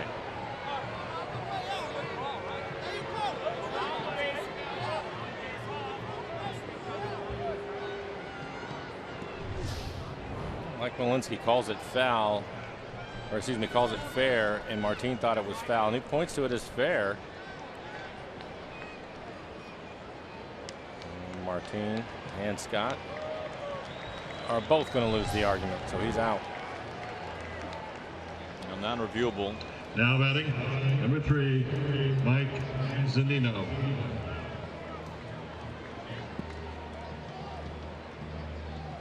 One out for Zunino. As he leans into the first pitch, and a firm single into left field. Now the first pitch swinging parade has continued here for the Mariners. It's working. Every hit, Mike, I think, but Aoki's and Lynn's have come on the first pitch. Well, they're trying to get after the fastball so they don't have to deal with this slider, and that's exactly what happens. Mike gets a fastball on the inside corner. And here comes Bob Melvin. That'll do it for Zach Neal. He goes 5 1/3. We've got a pitching change. Mariners have the lead by 3.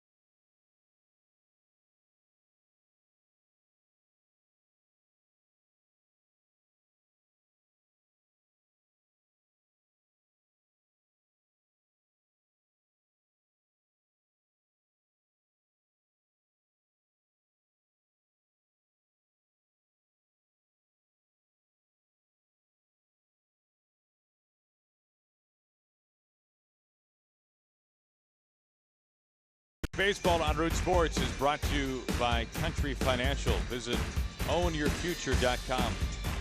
By the Out to Launch Concert Series presented by the Downtown Seattle Association. And by Frontier Communications, providers of next generation Fios TV and internet. Look down the concourse here inside the Coliseum. Mariners leading 4-1 as Bob Melvin will go to the bullpen here in the 6th inning. Brings on Daniel Coulombe. First time we're seeing him of this series. Sean O'Malley hitting 9th in the order today, 2 for 2. Both of his hits from the left side of the plate, so he'll turn around and hit right-handed. As you take a look at the numbers for Neal, 5 1/3, 8 hits, 4 runs. They were earned. He is responsible for Zunino's at first. A walk, a strikeout, 74 pitches, 45 of those for strikes. 2-0.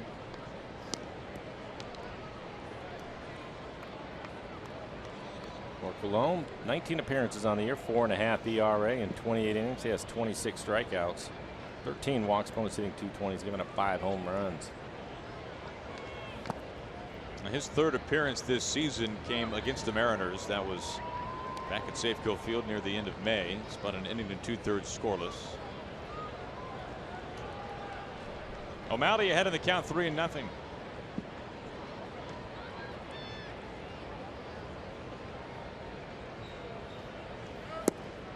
And a 4-pitch walk. The Mariners have 2 on with 1 out. This moves Zunino into second base. Families can enjoy a great area at Safeco Field, located just off the main concourse in center field. It's the Seattle Children's Playfield that features a playground, kids concessions, and a whole lot more. So swing by the next time you're at the ballpark.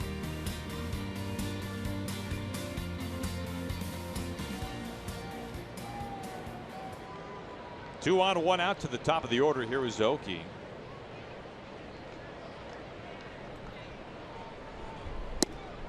A check swing, an appeal, and he goes around.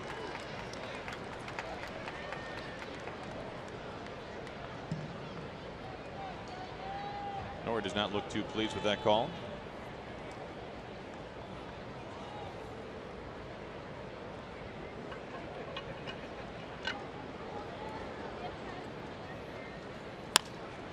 He stings this into left. Zunino has to hold a third of the Mariners. Have a chance to really get some separation here in the 6th inning. They've got the bases loaded with just one out, and the teeth of the order about to come up. It begins now with Kyle Seager. And good hitting, 85 miles an hour. Breaking ball, hits it the other way. Off a lefty. Aoki has struggled against southpaws this year.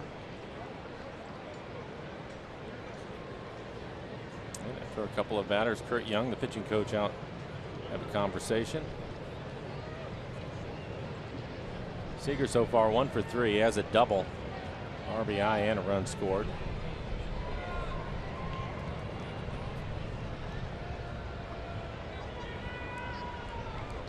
Now Seager a chance to do some serious damage with the bases loaded.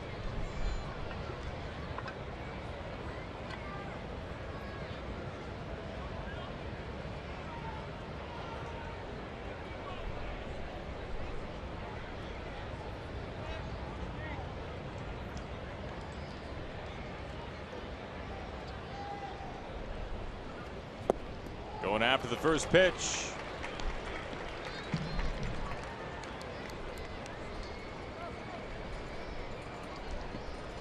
Seager connected on his 30th double of the season back in the 3rd inning. This marks now his 4th season with 30 doubles and 20 homers.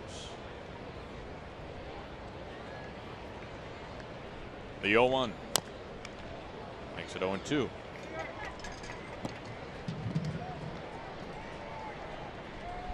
Like Kyle on the first couple of swings trying to do some damage, but Colon pitching him away. Might have to get back more towards left center field. Now Healy at third base is toes up on the grass. Bases loaded up, 1 out. Still 0-2. Another breaking ball away from him. Zunino reached on a 1-out single. He's at third base. O'Malley walked on 4 pitches at second, and Aoki, who just singled aboard at first. So Colomb has allowed the first 2 men that he's faced to reach base.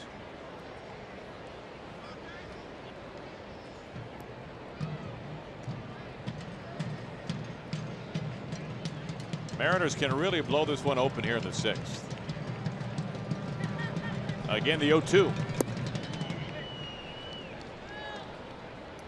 And it does not get easier for Coulombe. It's Cano on deck. And then Nelson Cruz.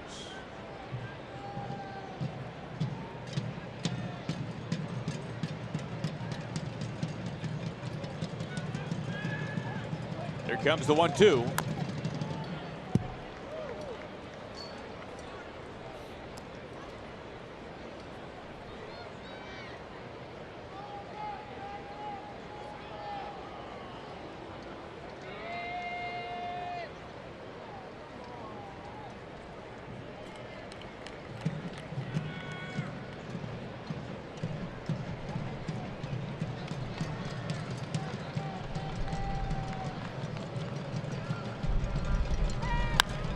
Seager into the gap in right center field, and this is going to do some serious damage. Zunino scores. O'Malley steams around third. He's coming home. He scores. Aoki crosses, and now Seager caught in the middle. Seager trying to get his way to third, and he's out. Well, the Mariners get 3 runs. It's now 7-1 here in the top of the 6th inning.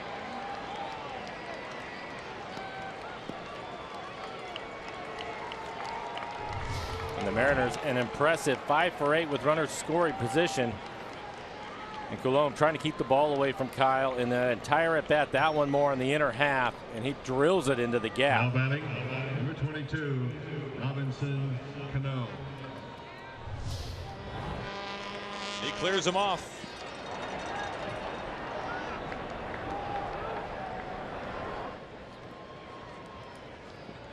Here is Robbie with 2 outs. Kyle now with 4 RBIs in the game. Leads the team with 77.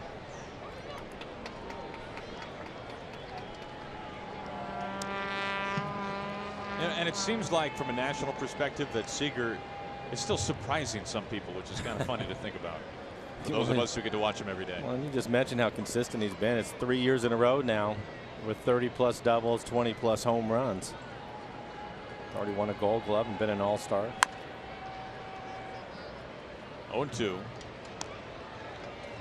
And what's funny to me is that has not been the case with his younger brother. You're right. Now Corey just walks into Dodger Stadium and he is surrounded. Yeah.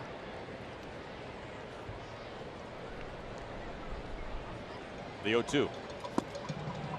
Cano down on 3 pitches.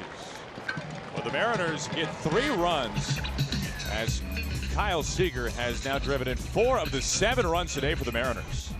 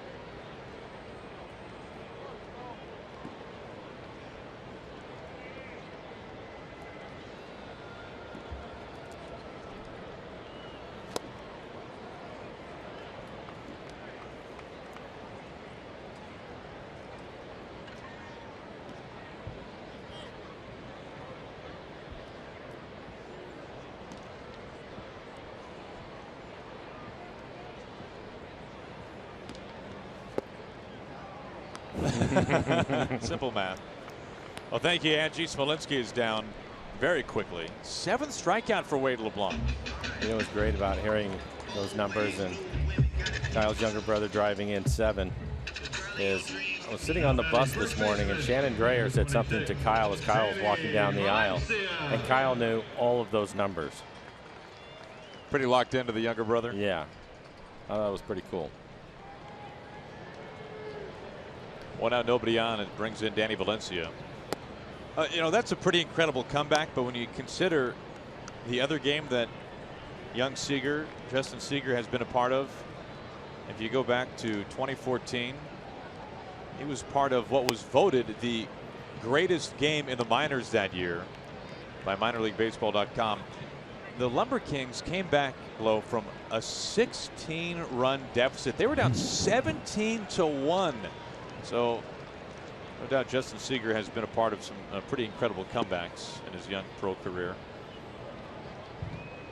And that makes the game in San Diego look a little tame this year for the Mariners.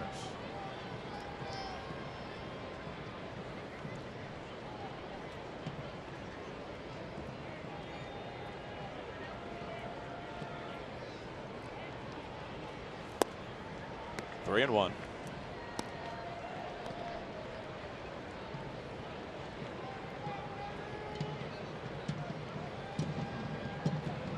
Davis on deck.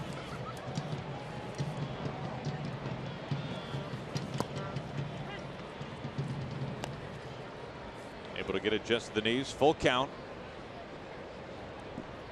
I've seen more strikeouts than usual. A career, or pardon me, a season high 7 strikeouts for LeBlanc here today.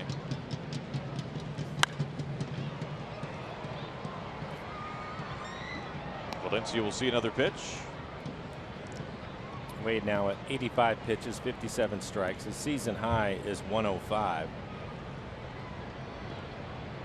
Scott Servais may be able to get another inning out of him.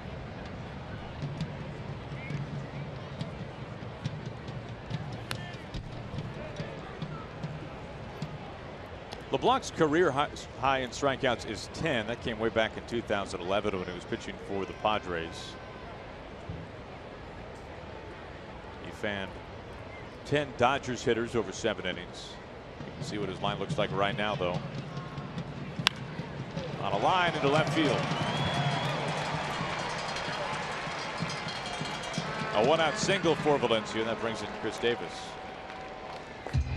Support those who protect our West. Now until August 31st, a portion of every purchase of Coors Banquet will be donated to the Wildland Firefighter Foundation.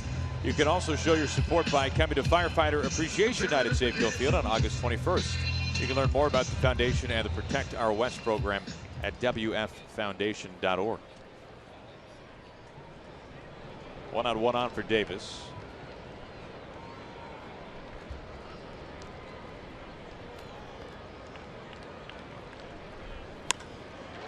Davis, a high lift out to left. Aoki can only watch. Davis ties the career best. He has homered now in 3 consecutive games. That is home run number 30 this year for Chris Davis. He and Nelson Cruz have been tied for 5th in the league with 29 apiece.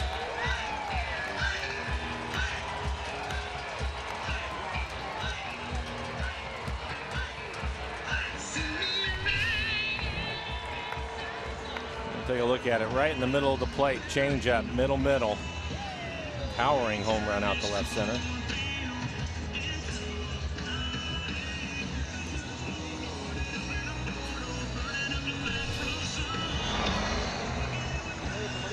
Held out to Aberward. And with that home run, Drew Storen starting to get loose in the pen. Well, for Davis, you're mentioning all the home runs he's had against the West, Mike. 30 home runs now this year, and 7 against the Mariners. 19 against the West.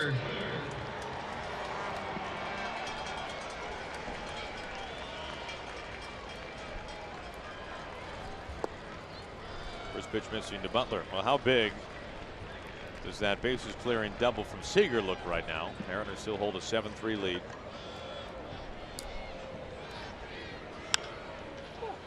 And here is Seager, a low pick. And Butler, an easy out, number 2.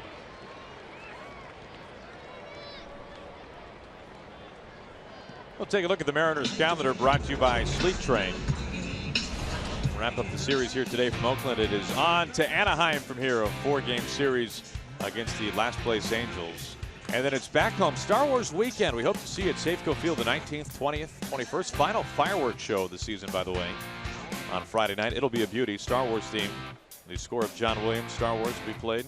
And then the Yankees will be playing some pretty good ball all of a sudden. A 3-game series to round out the homestand. 2 outs for Ryan Healy. Brings his hands in tight for ball 1. Healy with a home run in the 2nd inning. Also was walked in the game. That home run his 5th on the year.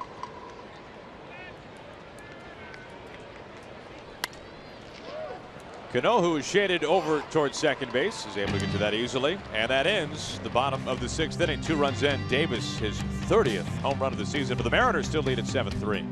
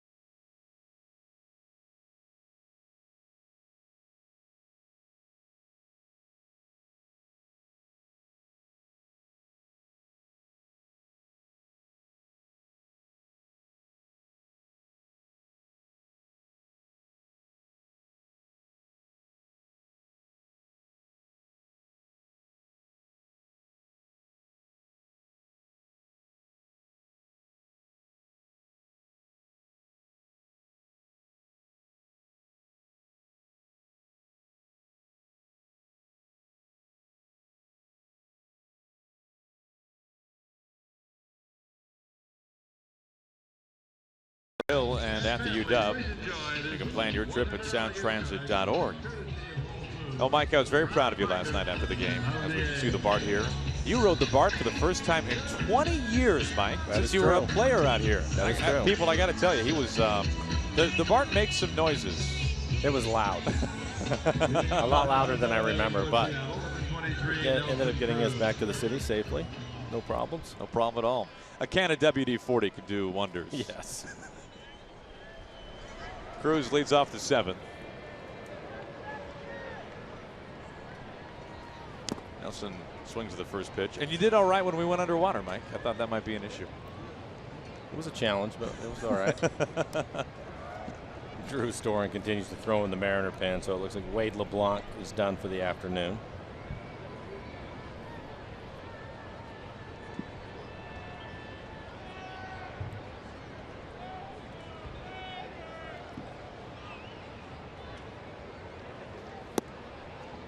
One ball and one strike to Nelly.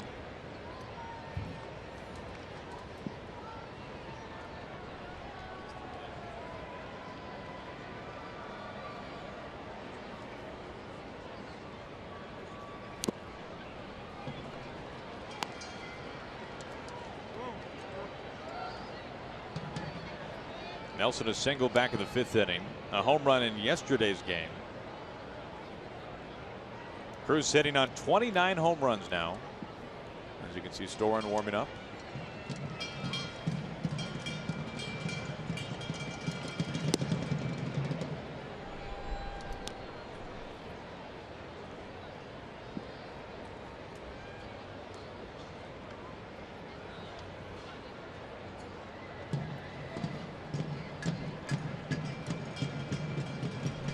Colom's 2-2. And Cruz down swinging. Now we'll take a look at our Columbia Bank relationships rule, and Wade LeBlanc making just his 2nd road start of the season. Awfully good, Mike. Yeah, I thought they really commanded the fastball well today. Used his cutter effectively. There's a good cutter on the inside corner.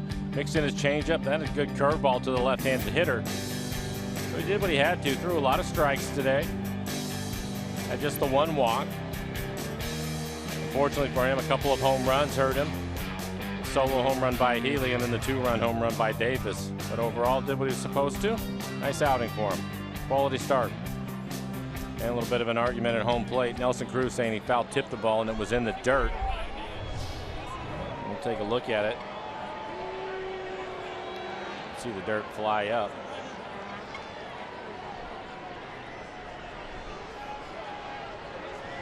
He's going to lose the argument, so that'll be a strikeout. Number 26, Adam Lind.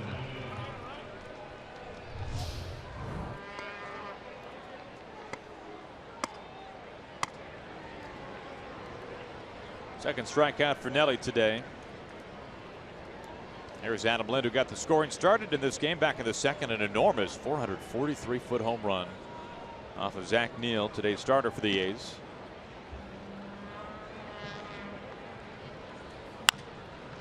A chop up the middle. Easy play for Simeon. 2 down.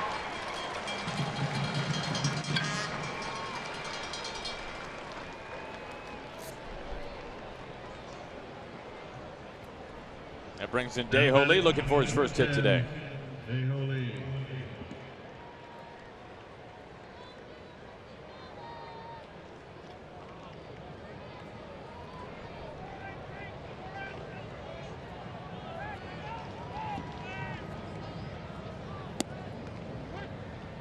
He looks at strike 1.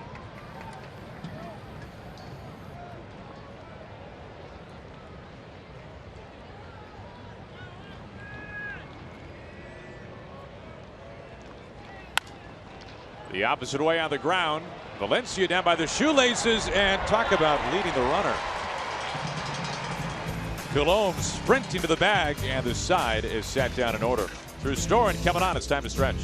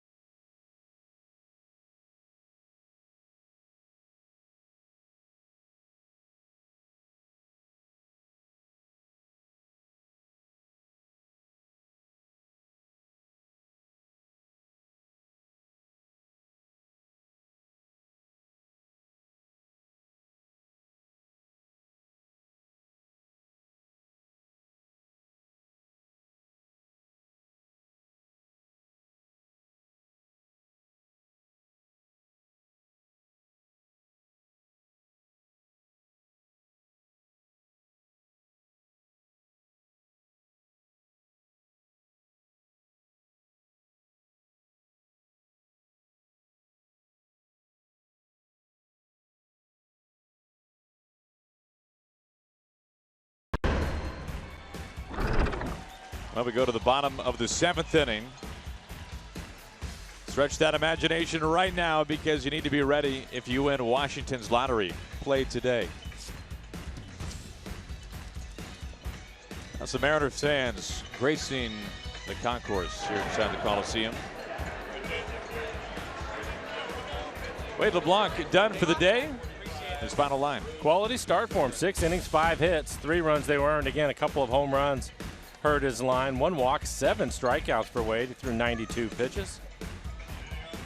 Drew Storen going to take over. 45 appearances on the year. 5.98 ERA. 35 strikeouts, 12 walks. Opponent's hitting .295 off of Drew.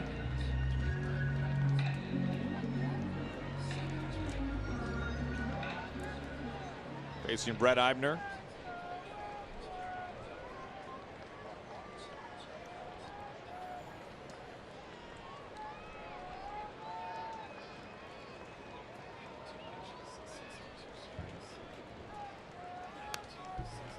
Couldn't help but think about Storen the other day when the news came out that Jonathan Papelbon had asked for his release by the Nationals. Oh, good point. And it was Storen who was the closer and a very good one for the Nats when the Nationals went out and acquired Papelbon, and all of a sudden that Nationals clubhouse seemed to turn somewhat toxic. Martin having to chase after this one near the warning track, and it's over the fence and gone for a home run. 7-4. Mariners still have the lead.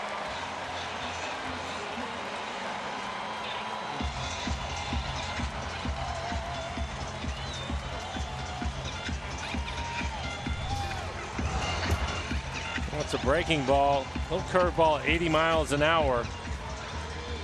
It's a pretty good charge into it to hit it out of dead center.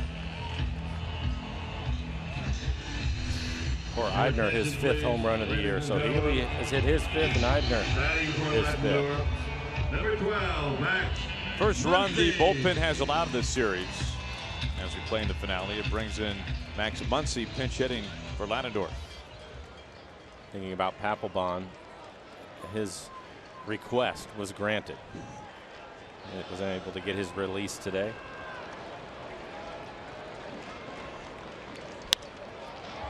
The opposite way, high to the gap. Martin trying to flag it down, but it's Aoki for round number 1. And other National League news. It was interesting earlier today to see the alert coming across the phone, Mike, that Giancarlo Stanton is done for the year. Your former teammate Don Mattingly making that announcement. And a groin injury for Stanton, and which is just from a baseball fan's point of view. Forget the fact that the Marlins are trying to half game back. Yeah, they're trying to get into the wild card. They're trying to make some serious noise, but Stanton is just one of the most electrifying players for obvious reasons, and he just cannot stay healthy at any season to play a full year. I was in the 9th inning of the game last night. He's trying to get into second base with a double, and right before he ended up getting there, you could see something was wrong with his leg, and it turns out to be his groin.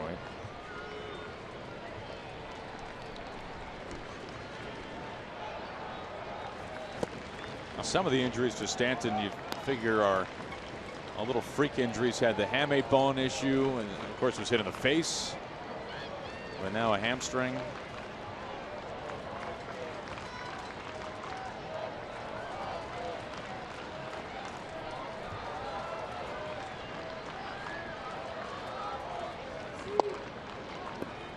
Two and 1. It tells you all you need to know for Stanton. For a guy who's got more raw power than anybody, he has never hit more than 37 home runs in a season, which is surprising, but has lacked the games needed. 3 and 1.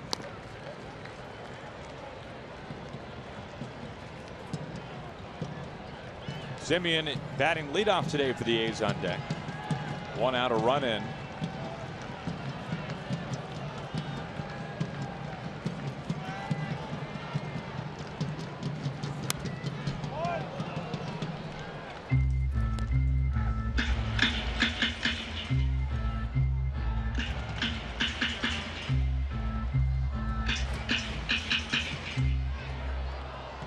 Scott Servais trying to get out of the Bay with the series win.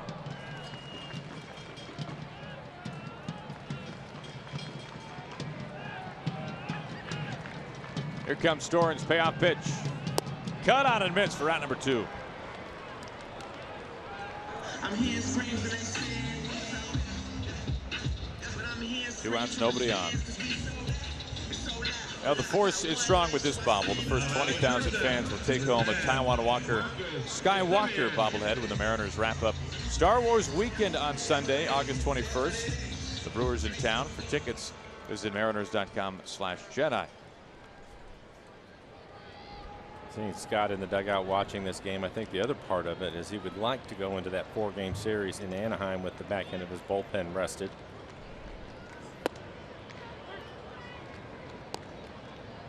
There's Tom Wilhelmsen. Ended up pitching last night. So did Diaz. Caminero.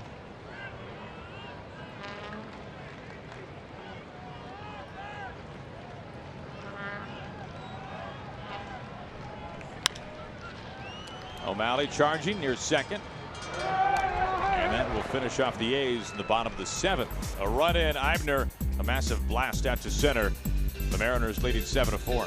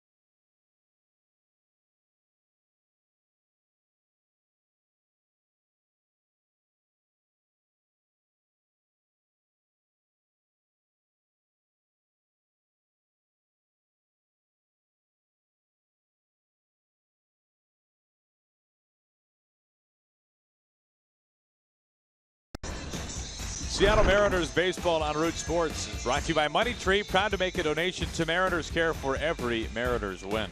By Jack in the Box, taste the all-new Jack's Brewhouse Bacon Burger today. Jack in the Box, limited time only at participating restaurants. And by CenturyLink, your link to what's next. A very pleasant day here in the Bay Area as the bottom third due up for the Mariners. It begins with Martin.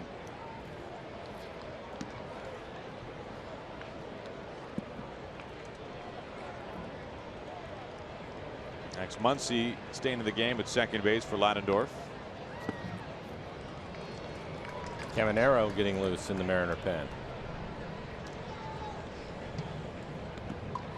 Well, you were talking about the bullpen a moment ago, Mike, and for as gently as the Mariners are handling Edwin Diaz, to get to the 9th inning with a lead of at least 4 runs is huge. Exactly right, because it's the amount of appearances that he's going to get this year, and he's limited. What are you going to do? The good news is they have Caminero, they have Tom Wilhelmsen.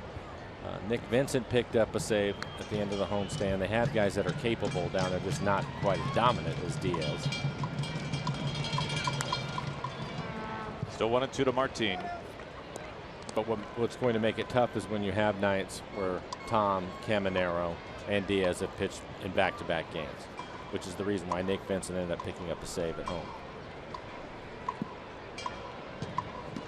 You can see Nick in the middle, just somewhat recently activated off the disabled list. Yeah, it's great to have him back.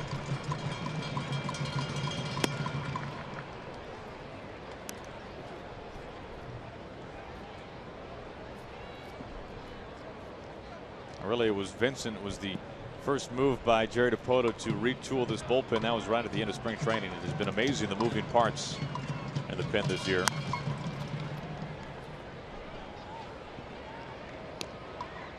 Two balls and 2 strikes to Martin. Mariners trying to get that run back, which Eibner got in the bottom of the 7th inning with the home run off the Storen.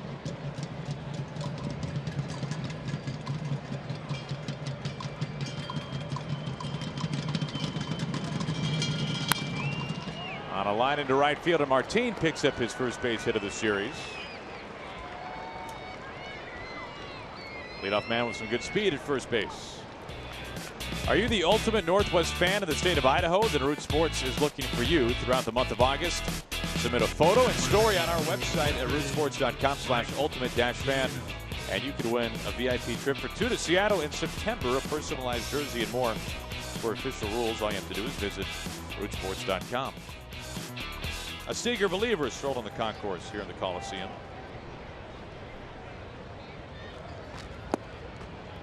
Zunino looks at a strike.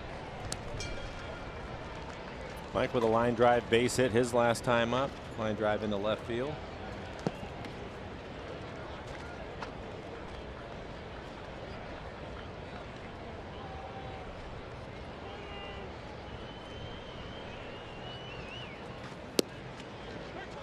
Now that put Zunino aboard along with O'Malley and Aoki, as Seager was able to clear off the bases with a double.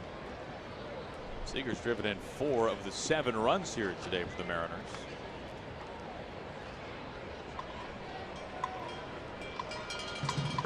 Well outside, 1-2.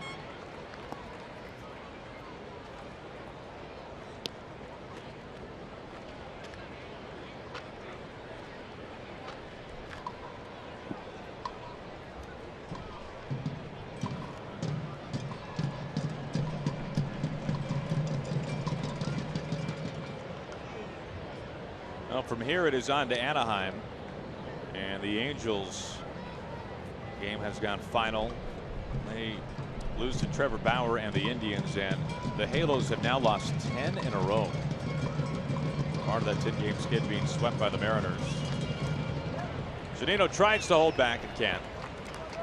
Out number 1. Along the lines of tomorrow, we hit the airwaves at 6:30 right here on Root Sports. It'll be the King going up against Ricky Nolasco. Came over at the deadline for the Twins. So Felix making start number 16 on the year. And Felix in his last start, that incredible pitching matchup with Justin Verlander. That one lifted to the building. Mariners won that game 3-1.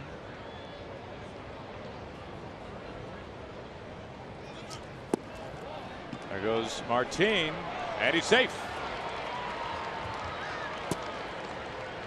12th steal this year for Martin. He's in scoring position. It's good to see him running again. After he had the hamstring issue, even when he came back, kind of shut things down.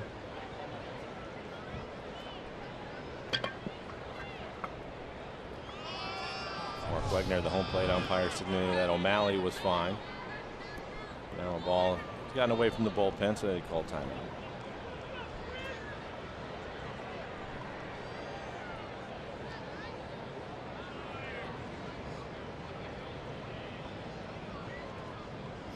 O'Malley a chance for a 3-hit day.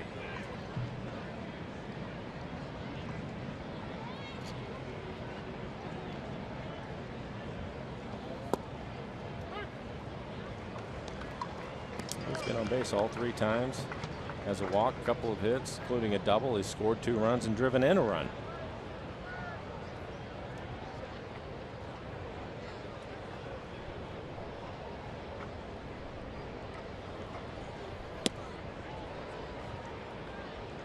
He has taken his playing opportunities this year and has certainly capitalized on it.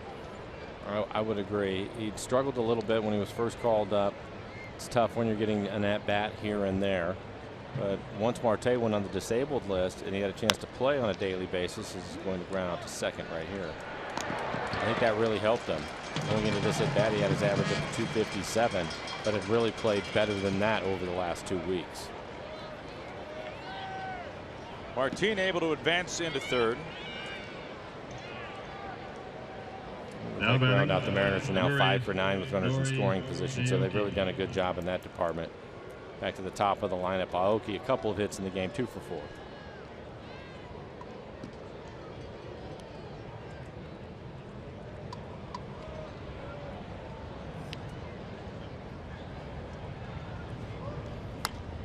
Chops after the first pitch.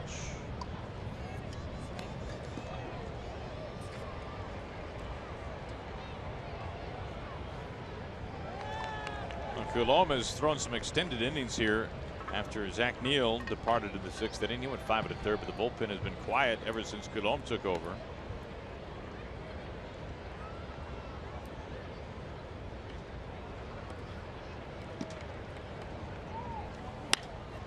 Through the left side for a base hit and a big run here coming across. Martin scoring, and Aoki, his 3rd hit in this ball game, has given the Mariners now a 4-run lead in the 8th inning.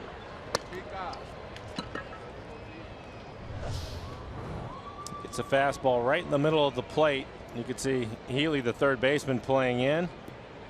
He slaps it by him. He's done that a couple of Now times in the batting game this number afternoon. 15, Kyle Seager. Mariners get their lead back to 4.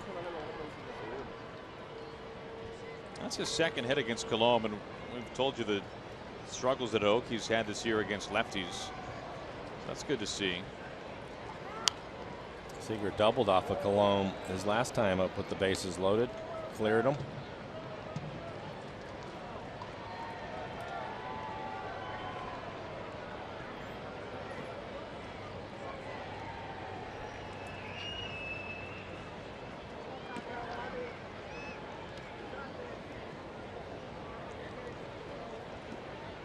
Soft toss into first base.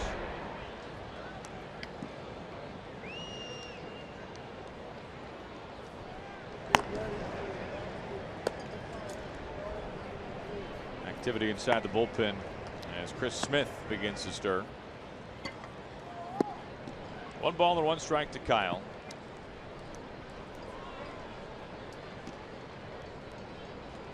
Now Seager is on pace for a 30 homer, 100 RBI season. He would be the first Mariners third baseman to ever do that.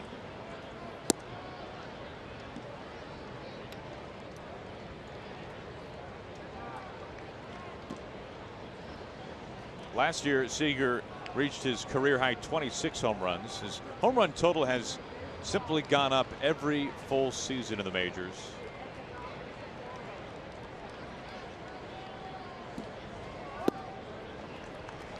Two and two. In his last at bat when he hit the double, Coulombe was trying to keep the ball away from him, made a mistake with the pitch and left it on the inner half, and Kyle made him pay with the double. Nothing has changed in this at bat, trying to keep the ball away from him.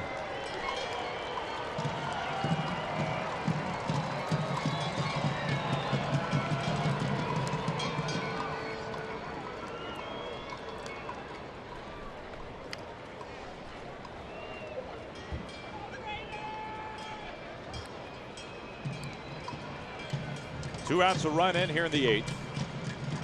And the 2-2 out towards center and dropping. Smolinski lays out and makes the catch.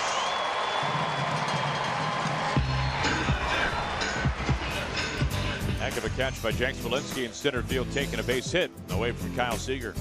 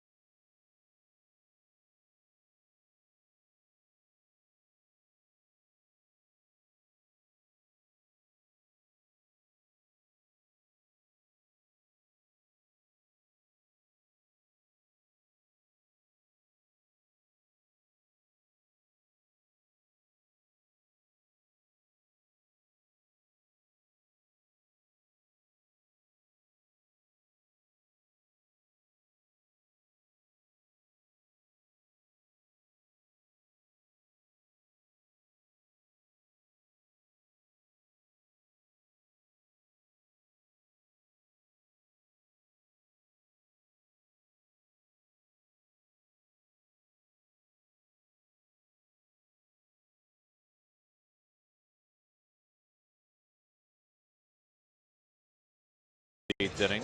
Well, join us Tuesday during the Mariners game for Twitter Tuesday. You'll have 5 chances to win exciting prizes just by interacting with us on Twitter throughout the game. We'll be posting questions and, of course, want to hear from you. So be sure to watch and follow us on Twitter at RootSports_NW.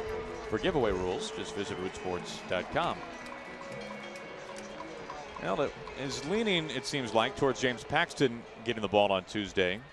Threw a bullpen yesterday. Sounded like everything went well. They were going to wait and see how he was feeling today. And I would assume, since we didn't hear anything, that he's fine. Trying to come back after being drilled in the elbow or the forearm by a line drive. Here's Archimedes Caminero. Trying to get loose. First pitch just 99 miles an hour. Just warming up.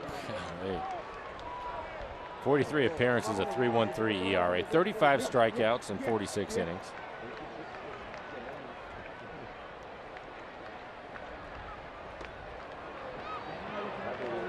Bob Melvin had an interesting comment today after he watched Caminero, of course, last night.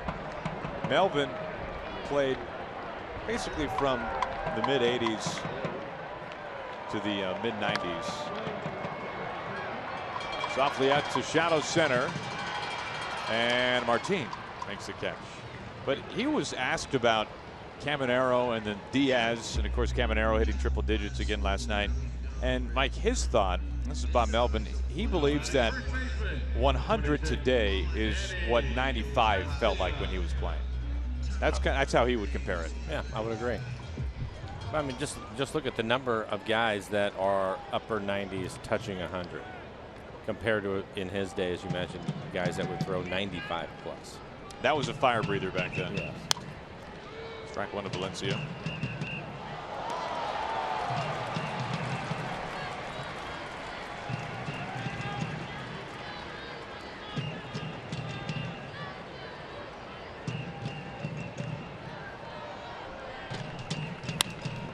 The opposite way. A one-out base hit for Valencia. Overall, this series, the Mariners have done a nice job limiting Valencia. He's a guy who can do some damage. Just 2 singles today. Fielder, number 2, Chris Davis.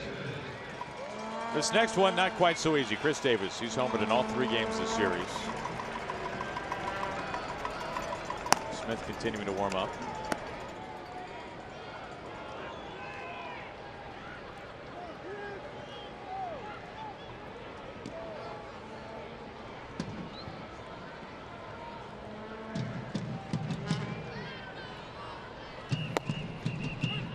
Looks at a strike.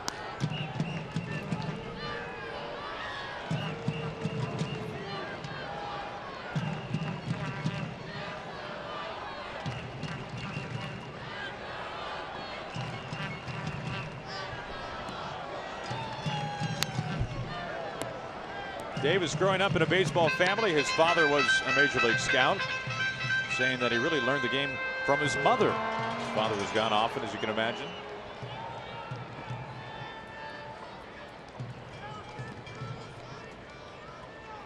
Caminero quickly ahead 0-2.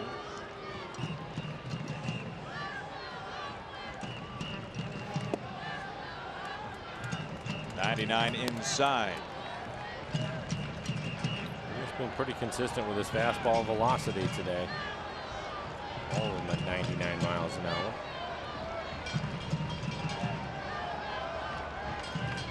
Axford has joined Smith out on the bullpen for the A's.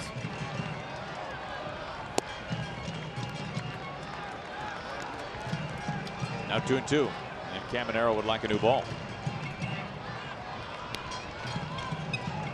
I can see Axford beginning to loosen up.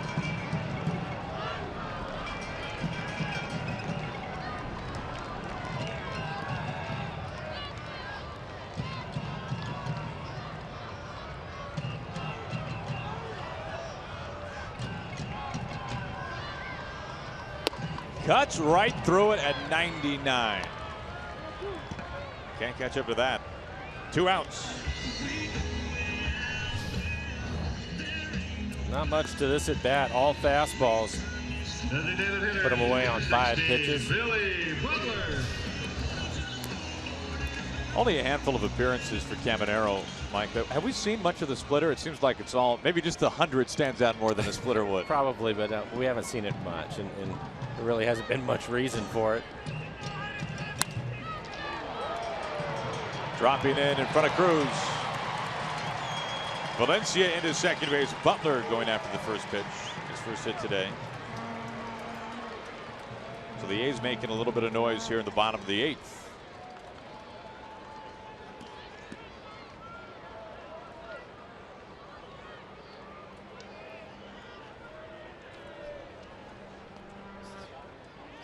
They've got a pinch hitter, Yonder Alonso. Will pinch hit for Healy. 1 for 7 this year when coming off the bench. Please, ladies and gentlemen, for the Athletics. Batting for Ryan Healy. Number 17, Yonder I'll leave Vogt and Crisp on the bench.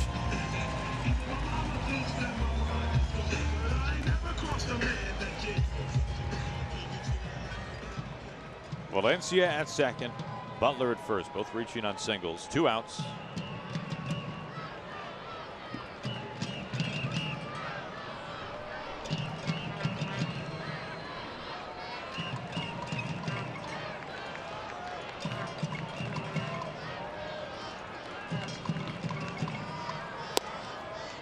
And a first pitch poured in for a strike.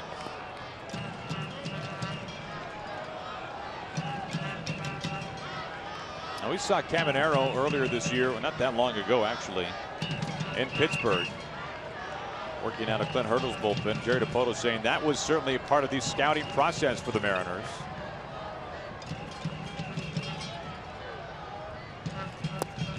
A weak wave at it. Looked like a split, Aaron. 91.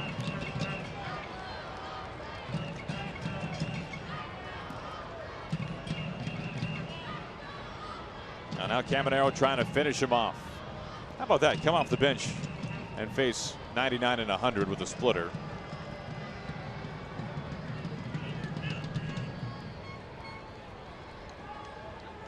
I was thinking about that last night. I believe it was Valencia came in to face Diaz. Yeah. Thanks. Appreciate that, Skip. 2 outs and 2 on. Caminero's 0-2. Triple digits fouled off.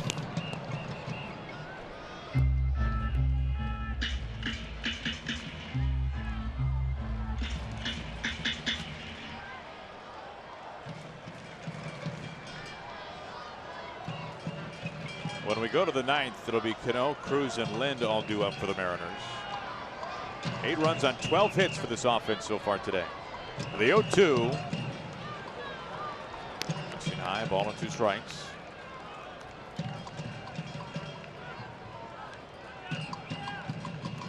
Butler is single to right. He's at first. Valencia also singled to right at second.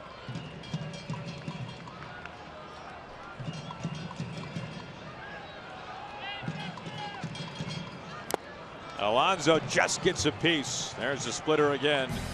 And that will end the bottom of the 8th inning. Caminero strands 2 A's base runners.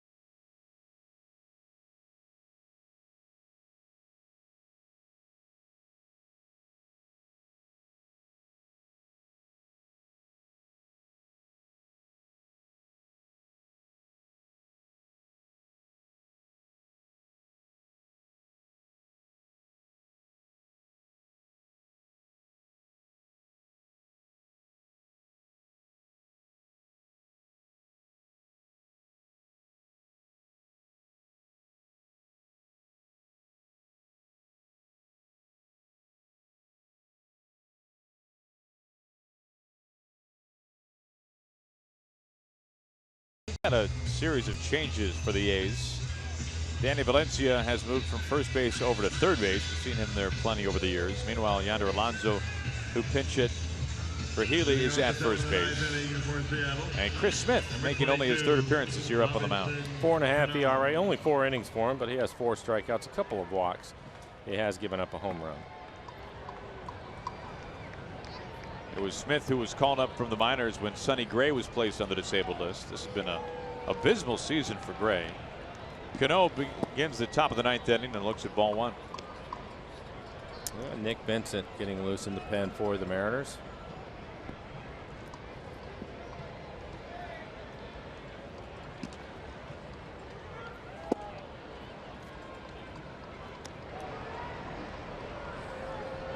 You can see Vincent getting loose. 2-0 to Cano.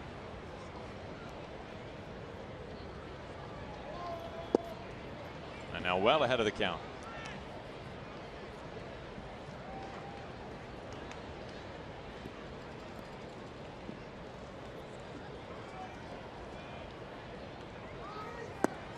A 4-pitch walk for Cano to begin the top of the 9th inning.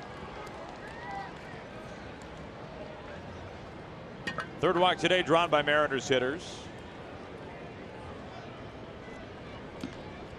That brings in Nelson Cruz. Now batting, number 23, Nelson Cruz.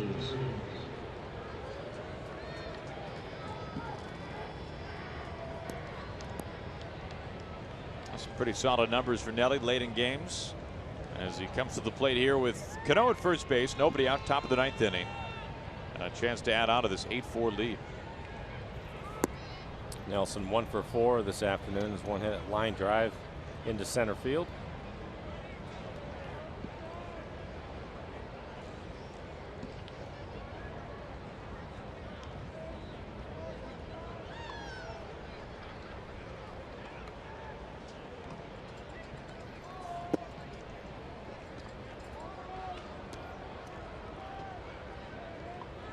For Chris Smith, 6 pitches, all of them balls so far. It's a tough time with the strike zone.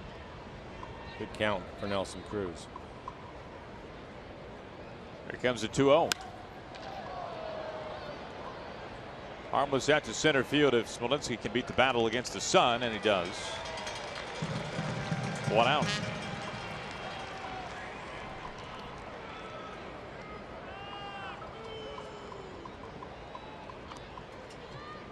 Number 26.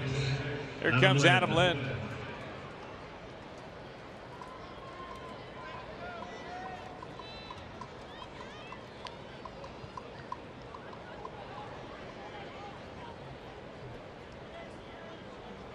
And a home run earlier, also a walk. Now it's his 17th home run this season.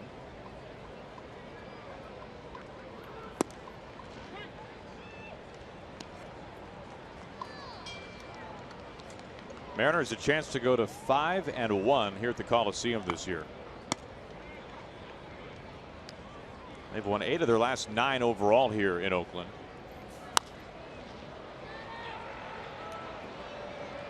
Eibner coming in, Muncy going out, and it's Eibner, the right fielder. 2 down.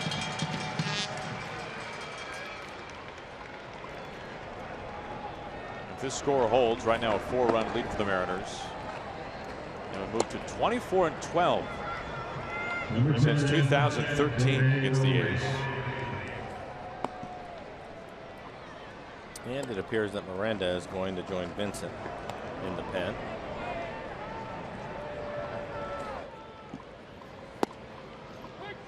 Strike to Dae-Ho Lee.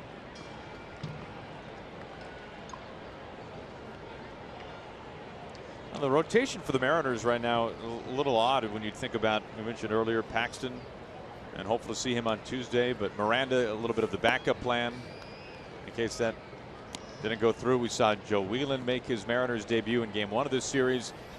It sounds as though the Mariners want to see him again. You got Miranda, who has made a start, look really pretty good. Yeah, did ball well. And you still have LeBlanc in the rotation. And Taijuan Walker down in AAA right now. It's changed a little bit. So is the bullpen. And it will continue to change, it sounds like.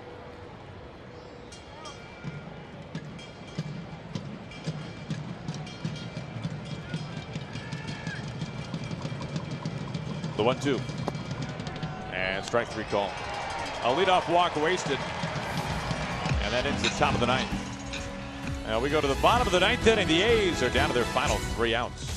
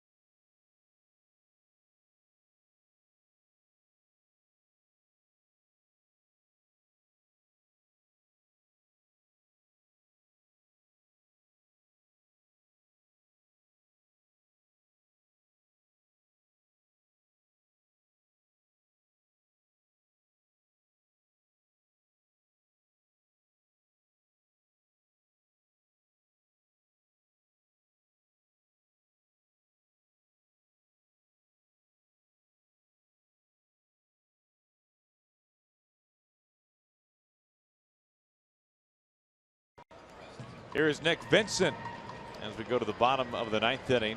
Mariners 3 outs away from a series win here against the A's. Brett Eibner leading things off.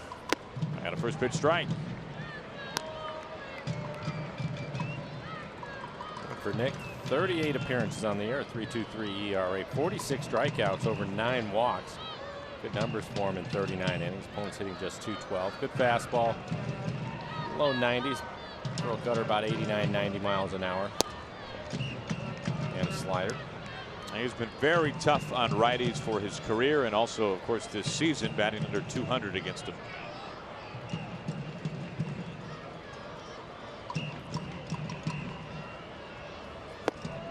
Gets ahead 1-2.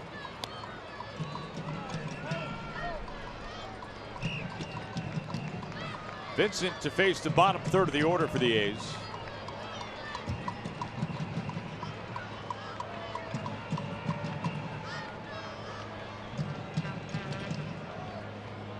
And the 1-2.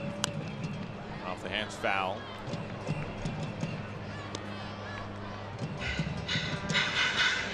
Now, Gutierrez looks like is in left field right now. It's like Nelly's still out there in right. Nope, scratch that. Oakie's still in the game.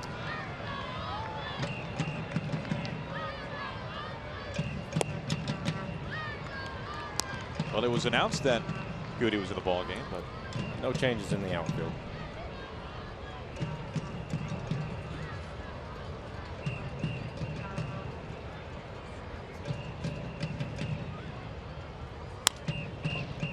Seager charging and a low scoop. 2 outs remaining. Been a nice day for Kyle Seager, Mike. It has been a good day for Kyle. Talked about his younger brother and the night that he had. Kyle's driven in 4 runs today. Number 12. Hasn't been real busy at third, which is fine for him, I'm sure.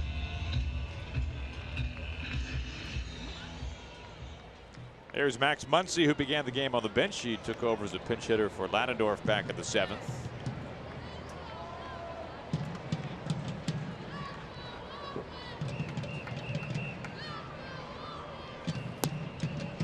And the eyes strike one. And LeBlanc getting the start today, 3 runs over 6 innings, and it was Drew Storen, the only blemish to the bullpen this entire series. The Eibner leadoff home run of the 7th.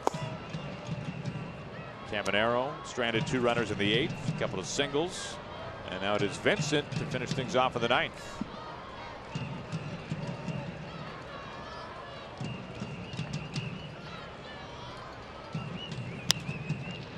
Ball and 2 strikes.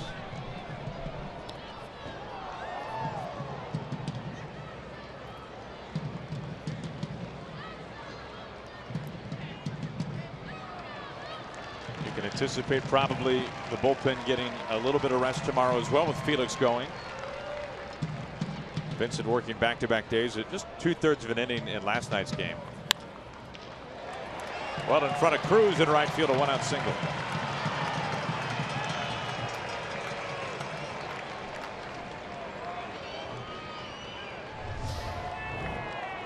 Take a look at this last pitch. Change up, 82 miles an hour. Well located on the outside corner, but Muncy's staying with it and lines it into right. And Stephen Vogt has come out of the dugout. He's going to pinch hit. Pinch hit for Maxwell. Vogt, the A's lone all-star representative this year, an all-star in each of the last 2 years. And with that base hit, looks as if Diaz is going to start to get loose in the pen. And Mike, even if Diaz isn't used in this game, this does count for something, doesn't it? When Diaz just gets up and has to start to loosen. It does. I think if he's just playing catch, he's fine. They typically do that every day, but once he gets on the mound and starts throwing pitches is when it starts to count. Noel Stottlemyre making a trip out to the mound to give him a little bit of time to get loose.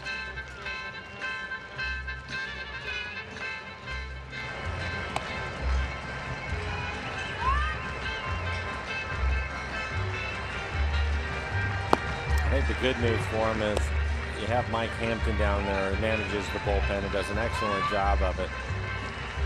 And I think the effort that Diaz puts into him getting loose right now, Hampton will help him with that, as opposed to not rushing to get ready at this moment. Let's just start to get loose in case we need to.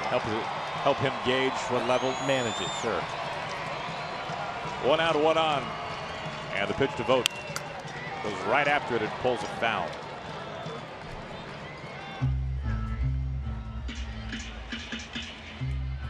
Now there's Mike Hampton.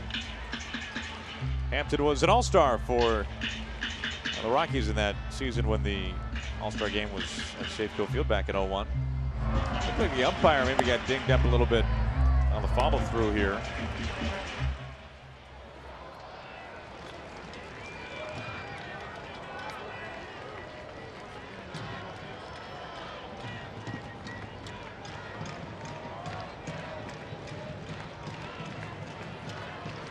Vogt climbs back in.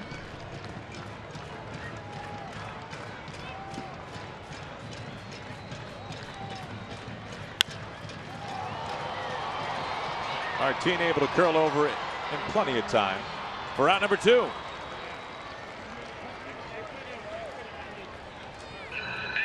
Vogt retired, and here comes Marcus Semien. After a leadoff double to begin the first inning for the A's, Semien has gone hitless since, including a couple of strikeouts. The Mariners 1 out away from a series win here in Oakland. And you can see with that fly ball out, Diaz now really pacing himself out in the pen, taking his time.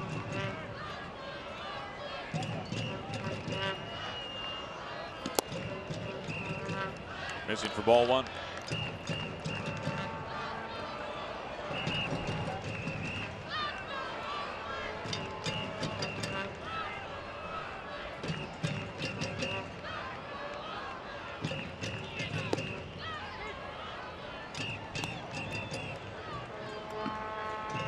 The A's have hit 3 home runs in this game.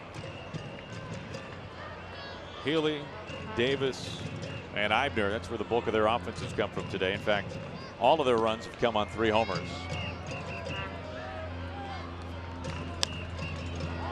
Very soft pop-up over towards Kyle Seager.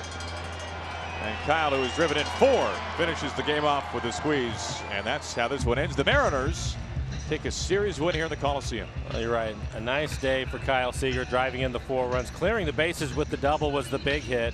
Adam Lind with a home run, his 17th on the year. Wade LeBlanc, I thought, really pitched well. Gave up a couple of home runs that hurt him in the end, but a quality start nonetheless, and the bullpen certainly did their job. So Mariners go out and win the series, something you like to see after the terrific homestand that they had. And no question, a series win on the road for the Mariners, who are now 29-29 away from Safeco Field. Mariners postgame presented by Delta Airlines. It starts right now. Angie, Bill, guys, take it away.